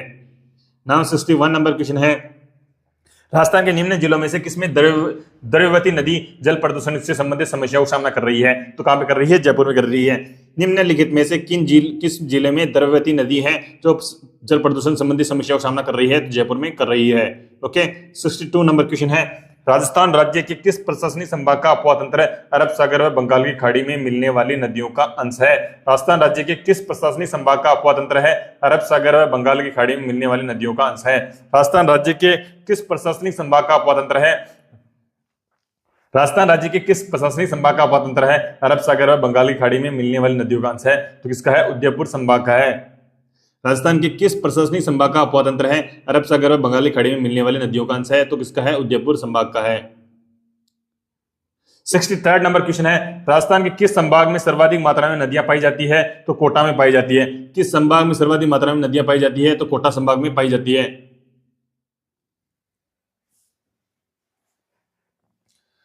अरवारी नदी का उद्गम है। अरवारी नदी का उद्गम कहां से होता है? थानागाजी के पास सकरा बांध से होता है। अरवारी नदी का उद्गम होता है थानागाजी के पास सकरा बांध से होता है। अरवारी नदी है उसका उद्गम है थानागाजी के पास सकरा बांध से होता है। अरवारी नदी का उद्गम है थानागाजी के पास सकरा बांध से होता है।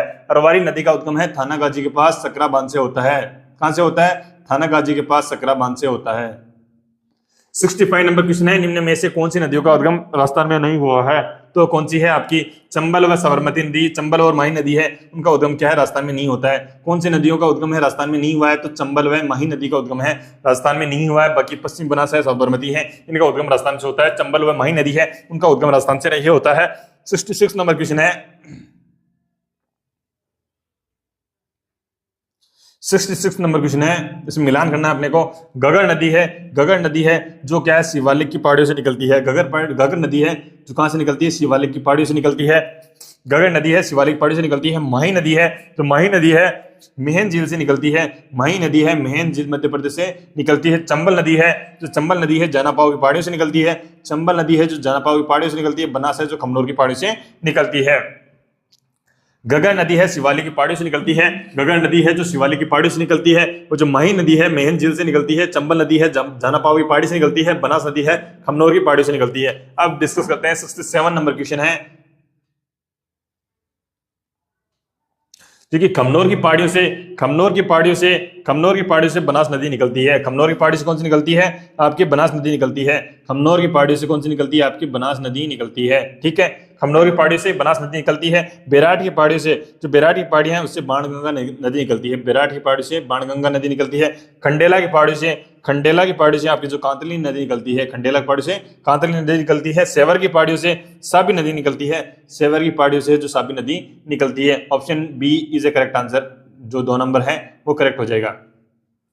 यानी खमनोर की पहाड़ियों से कौन सी निकलती है? आपकी जो आपकी है बनास नदी निकलती है। खमनोर की पहाड़ियों से बनास नदी का उद्गम होता है। बेराट की पहाड़ियों से जो आपकी बाणगंगा नदी है उसका उद्गम होता है। खंडेला की पहाड़ी से कांतली नदी का उद्गम होता है। सेवर की पहाड़ी से साबी नदी का उद्गम होता है। अब हम देखते हैं कुछ आपकी नदियां हैं उनका उद्गम स्थल हम देखते हैं।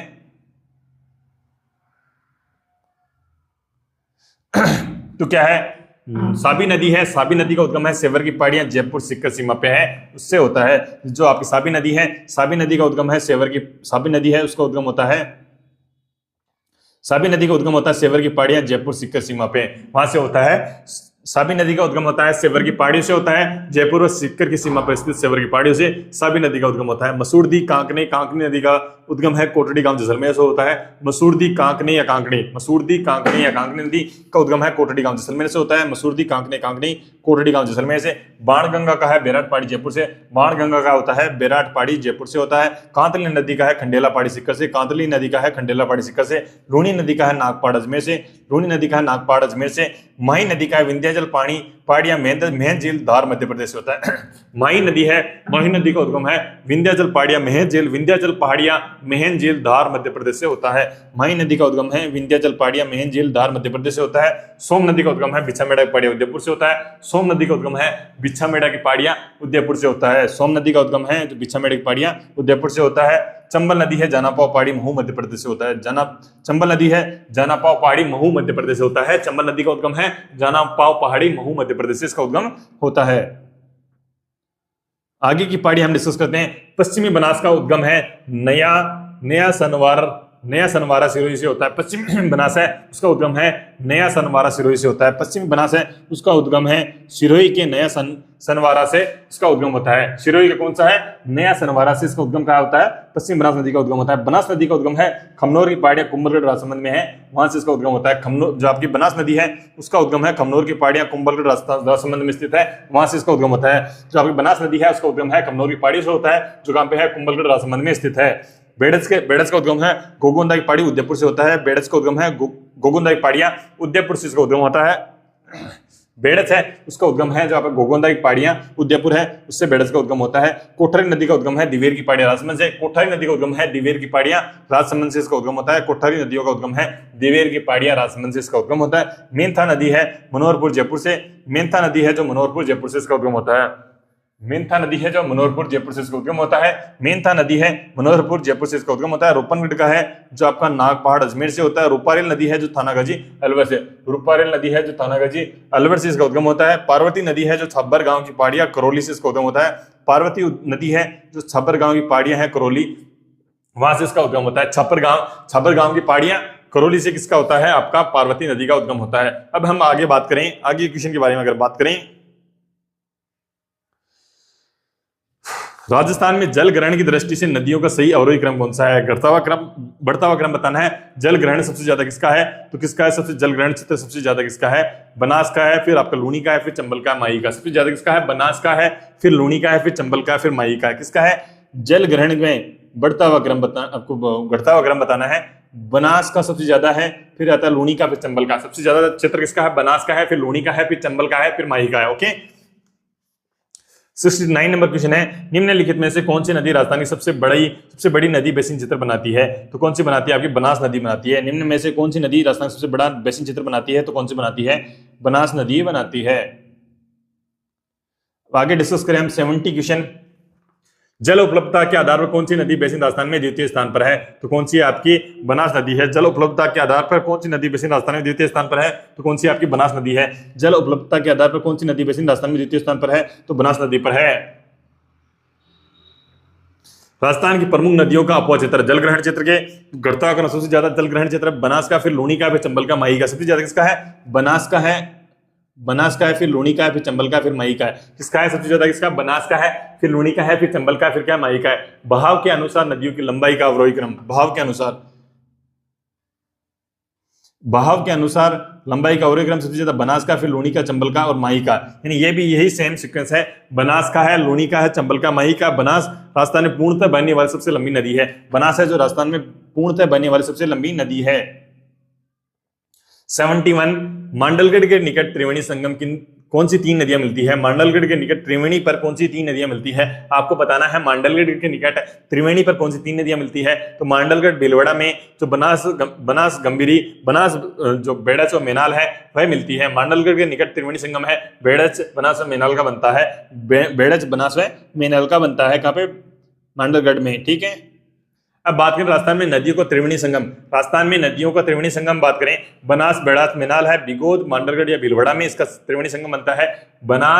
बनास बेड़च मेनाल का मांडलगढ़ या बिगोद, मांडलगढ़ या बिगोद भीलवाड़ा में इनका त्रिवेणी संगम बनता है। किसका बनता है? बनास का, बेड़च का और मेनाल का। मांडलगढ़ या बिगोद में, भीलवाड़ा में इनका त्रिवेणी संगम बनता है। किसका बनता है? बनास का, बेड़च का, मेनाल का, बिगोद, मांडलगढ़, भीलवाड़ा में। माई सोम जाखम का है जो बेणेश्वर डूंगरपुर में बनता है। बनास चंबल सीप का है, बनास का, चंबल का और सीप का क्या है? रामेश्वर घाट स्वामीपुर में। बनास डाई खारी का है, राजमहल टोंक में बनता है। ये त्रिवेणी संगम आपको याद रखने हैं, बनास डाई खारी राजमहल टोंक। जो आपकी चंबल बनास सीप है जो आपके कहाँ है? रामेश्वर घाट स्वामीपुर में। 72 नंबर क्वेश्चन है, निम्न में से कौन सी नदी शेखावटी प्रदेश से संबंधित नहीं है? तो डाई नदी नहीं है, कांतली है, कांवत है और मेंढा है। शेखावटी प्रदेश है, आंतरिक अपवाह का क्षेत्र है। कांतली नदी इस क्षेत्र की सबसे लंबी आंतरिक प्रवाह की नदी है। निम्न में से कौन सी नदी है तो शेखावटी प्रदेश से संबंधित नहीं है? तो कौन सी नहीं है? आपके डाई से संबंधित नहीं है। कौन सी नहीं है? इससे डाई से संबंधित नहीं है। लेकिन शेखावटी प्रदेश से संबंधित नदियां कौन सी? कांतली है, कांवत है और कौन सी है? मेंढा है। कांतली है, कांवत है और कौन सी है? मेंढा है। कांतली है, कांवत है और कौन सी है? मेंढा है। कांतली है, कांतली है आपकी, कांवत है और कौन सी? मेंढा है। ठीक है। लेकिन शेखावटी प्रदेश आंतरिक अपवाह का क्षेत्र है। शेखावटी प्रदेश है आंतरिक अपवाह का क्षेत्र है। कांतली इस क्षेत्र की सबसे लंबी आंतरिक प्रवाह की नदी है। अब हम डिस्कस करते हैं कुछ प्रमुख नदियों के बारे में। शेखावटी की जो प्रमुख नदियां हैं वह कौन कौन सी हैं वह हम डिस्कस करते हैं। शेखावटी प्रदेश की प्रमुख नदियां हैं, सीकर में है कांतली, मेंथा, पावत, कांवत और मेंढा। सीकर जिले में कौन कौन सी बहती है? कांतली और मंथा, कांतली और मंथा, मेंथा जैसे अपन बोलते हैं, कांतली और मंथा, और पावटा, कांवत, पावटा, कांवत और मेंढा। आपको याद रखना है सीकर में कौन सी है? कांतली है, मंथा है, कांतली है, मंथा या मेंथा, कांतली या मंथा या मेंथा, पावटा या कांवत। दो वर्ड है आपके, याद रखना आपको, पावटा व कांवत और मेंढा। पावटा, कांवत व मेंढा। ठीक है। कांतली, मंथा, पावटा, कांवत और मेंढा। ठीक है। झुंझुनू में है जो कांतली बहती है, चूरू में कोई नदी प्रवाहित नहीं होती है। ठीक है। अब आपको सीकर इंपॉर्टेंट है, आपको याद रखना है, कांतली है, मेंथा है, मेंढा, ये तो हमने पढ़ी है। कांतली है, मेंथा है, मेंढा है, ये हमने पढ़ रखी है। और जो पावटा और आपकी क्या है? कांवत है वो आपको याद रखनी है। पावटा और कांवत, दो वर्ड याद करो आप, पावटा और कांवत, पावटा और कांवत, पावटा और कांवत, ये जो है नदियां सीकर जिले में प्रवाहित होती है। झुंझुनू में जो आपकी सिर्फ कांतली नदी प्रवाहित होती है और चूरू में है कोई नदी प्रवाहित नहीं होती। चूरू और बीकानेर में कोई नदी है जो प्रवाहित नहीं होती है। अब हम बात करते हैं 73 नंबर क्वेश्चन के बारे में, जो आपका लास्ट क्वेश्चन है। निम्नलिखित में से कौन सा नदी संबंधित जिला सम्मिलित नहीं है? तो डाई नदी है जो अजमेर में बहती है, बिल्कुल सही है। डाई नदी है जो अजमेर में बहती है, बिल्कुल सही है। डाई नदी अजमेर में बहती है, बाणगंगा जयपुर में, और कांकने नदी है जो जैसलमेर में बहती है, ये बिल्कुल सही है। वात्रक नदी है जो आपकी बांसवाड़ा में नहीं बहती है। कांकने नदी है जो जैसलमेर में बहती है। डाई नदी अजमेर में, बाणगंगा जयपुर में, और कांकने नदी है जो अजमेर में जैसलमेर में बहती है। जिलेवार राजस्थान की नदियां हम देखते हैं। जिलेवार राजस्थान की कौन कौन सी नदियां कौन कौन से जिले में बहती है वो हम देखते हैं। अजमेर जिले में सागरमती, सरस्वती, खारी, डाई और बनास बहती है। अजमेर जिले में सागरमती और सरस्वती, कौन सी है? सागरमती, सरस्वती, खारी, डाई और बनास, खारी, डाई और बनास। आपको ये याद रखना है, आपके अजमेर जिले में है सागरमती, सरस्वती,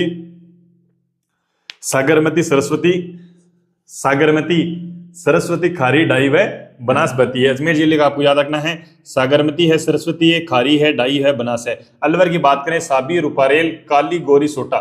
साबी और उपारेल सभी को पता है, अलवर की तो सबको पता है, साबी और उपारेल है जो आपके अलवर में बहती है। साबी और उपारेल कहाँ बहती है? अलवर में बहती है। काली गोरी और सोटा आपको याद रखना, काला और गोरा, काली गोरी और सोटा, जिसके सोट मारते हैं, काली गोरा और सोटा, यानी अलवर में कौन सी है? साबी और उपारेल। ये तो बेसिक याद है अपने को, पूछ गई एग्जाम में, साबी और उपारेल कहाँ बहती है? अलवर में बहती है। काली गोरी और सोटा याद रखना आपको, 3 वर्ड और याद रखने, काली गोरा और गोरी और सोटा, काली गोरी और सोटा, ठीक है। उदयपुर की बात करें अपन, बनास है, बेड़च है, बेड़च है और वाकल है, बनास, बेड़च और वाकल, ये तो इंपॉर्टेंट है, पूछी गई है एग्जाम में। बनास है, बेड़च है, वाकल है, बनास है, बाड़च है, वाकल है, सोम, जाखम और साबरमती है, सोम भी है, जाखम भी है, साबरमती है। उदयपुर में कौन सी बहती है आपके? बनास है, बेड़च है, वाकल है, बनास है, बेड़च है, वाकल है, बनास है, बेड़च है, वाकल है, सोम, जाखम और साबरमती, सोम, जाखम और साबरमती है। अगला आपका है कोटा है। अगले कोटा में चंबल, काली सिंध, चंबल है, काली सिंध है, पार्वती, आहू है, निवाजा, प्रवन है। कोटा में कौन कौन सी है? चंबल है, काली सिंध है। कोटा में कौन सी है? चंबल है, काली सिंध है, चंबल है, काली सिंध है, काली सिंध, चंबल है, काली सिंध है, पार्वती है, आहू है, निवाजा, प्रवन है। कोटा में कौन कौन सी आपकी? चंबल है, काली सिंध है, पार्वती है, आहू है, निवाजा, प्रवन है। करौली में कौन सी है? जगर, गंभीर, पांचना, अट्टा और बरखेड़ी। कौन सी है? करौली में जगर, गंभीर और पांचना, ये तो आपको इजीली याद है। जगर, गंभीरी, पांचना कहां पे है? जगर, गंभीरी और पांचना कहां पे? करौली में है। अट्टा और बरखेड़ी आपको याद रखना है, अट्टा और बरखेड़ी नदियां हैं जो आपके करौली में बहती है, अट्टा और बरखेड़ी, अट्टा और बरखेड़ी, ठीक है। आगे हम बात करें, श्रीगंगानगर में घगर नदी बहती है, श्रीगंगानगर में एकमात्र घगर नदी बहती है। चित्तौड़गढ़ में बहुत सारी नदियां हैं, बनास है, बेड़च है, बामनी है, बनास है, बेड़च है, मामनी है, बांगली है, बांगन है, ओरोई है, गंभीरी है, सीबना है, जाखम है, माही है। ये आपको याद रखना है। चित्तौड़गढ़ जिला है, उसमें बनास है, बेड़च है, बामनी है, ये हमको याद है। बनास है, बेड़च है, बामनी है, ओरोई है, गंभीरी है, जाखम और माही है। ये सारे वर्ड अपने को पढ़े में है। बनास है, बेड़च है, बामनी है, कौन सी है? बनास है, बेड़च है, बामनी है, पूछी जा चुकी है। नदियां बनास बहती है, बेड़च बहती है, बामनी बहती है, ओरोई बहती है, गंभीरी बहती है, जाखम बहती है, माही बहती है, सीबना, बांगली और बांगन, आपको ये वर्ड याद रखने हैं। सीबना, बांगली और बांगन, ये भी क्या है? चित्तौड़गढ़ बहती है। सीबना, बागली और बांगन, बागली और बांगन 2 वर्ड से याद रखना है आपको, बागली और बांगन, बागली और बांगन, और क्या है? सीबना, ये 3 वर्ड भी याद रखना है आपको, बागली, बांगन और सीबना। अब हम बात करें जयपुर की। जयपुर में बाणगंगा, बांडी, ढूंढ, मोरेल, साबी, डाई, सखा, मासी, मंदता, ठीक है। कौन कौन सी है जयपुर में? बाणगंगा, बांडी, ढूंढ और मोरेल, साबी, डाई और कौन सी है? मानसी। ये आपको याद रखना है। जयपुर में है बाणगंगा बहती है, बांडी बहती है, ढूंढ बहती है, मोरेल बहती है, साबी बहती है, डाई बहती है, सखा और मंदता आपको याद रखना है। मासी भी जयपुर में बहती है, ठीक है। सखा और मंदता आपको वर्ड है जो आपको याद रखना है, सखा और मंदता। जालौर में है लूणी, बांडी, जवाई, सुगड़ी। जालौर में कौन सी है? लूणी, बांडी, जवाई और सुगड़ी नदियां जालौर में बहती है। कौन कौन से हैं जालौर में? कौन से? लूणी है, बांडी है, लूणी बहती है आपकी, बांडी बहती है आपकी, जवाई बहती है आपकी, सुगड़ी बहती है, ठीक है। जैसलमेर में कांकनी, लाठी, चांगण, गरुआ और गोगड़ी। जैसलमेर कौन सी है? कांकनी और लाठी, कांकनी और लाठी। जैसलमेर में 2 वर्ड अपने को याद हैं, कांकने और लाठी बहती है। कौन सी है? कांकने और लाठी बहती है। चांगण, गहुआ और गोगड़ी, चांगण, गगुआ और गोगड़ी। जोधपुर में लूणी, मीठड़ी और जोजड़ी। जोधपुर में कौन सी बहती है? लूणी, मीठड़ी और जोजड़ी। झालावाड़ में कौन सी बहती है आपकी? काली सिंध, पार्वती, छोटी काली सिंध और निवाज। झालावाड़ में काली सिंध, पार्वती, छोटी काली सिंध और निवाज बहती है। टोंक में बनास, मासी और बांडी। टोंक में कौन सी बहती है? बनास, मासी और बांडी। और डूंगरपुर में सोम, माही, सोन व मोरेन। डूंगरपुर में सोम, माही, सोन व मोरेन बहती है। नागौर में लूणी नदी बहती है।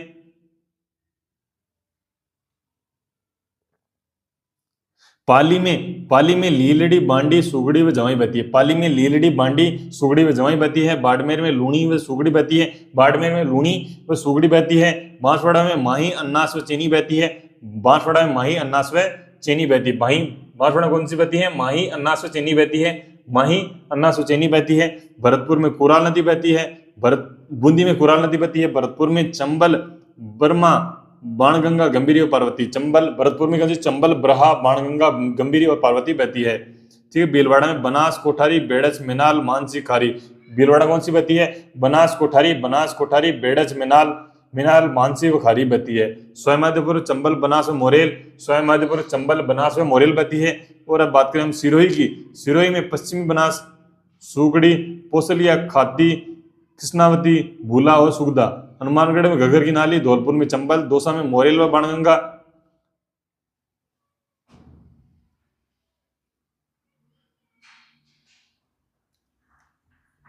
12 में पार्वती, कुक्कू व परवन, 12 में पार्वती, कुक्कू व परवन, राजसमंद में बनास, चंद्रभागा, खारी व गोमती।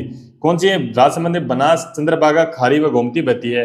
राजसमंद में बनास, चंद्रभागा, खारी और गोमती बहती है। प्रतापगढ़ में जाखम, सूगली, बेरवी और ईरू बहती है। प्रतापगढ़ में जाखम, सूगली, बेरू व ईरू बहती है। प्रतापगढ़ में कौन सी बहती है? जाखम, सूगली, बेरू व ईरू बहती है। प्रतापगढ़ में कौन सी है? जाखम है, सूगली है, बेरवी है, ईरू है। बीकानेर और चूरू जिले में कोई नदी प्रवाहित नहीं होती है। ये याद रखना आपको, प्रतापगढ़ में है, जाखम है, सूगली है, बेरवी है, ईरू है। राजसमंद में बनास है, चंद्रभागा है, खारी है, गोमती है। इस प्रकार ये चैप्टर आपका कंप्लीट हुआ। अगला चैप्टर है, अगली वीडियो में हम डिस्कस करेंगे। जय हिंद, जय भारत साथियों।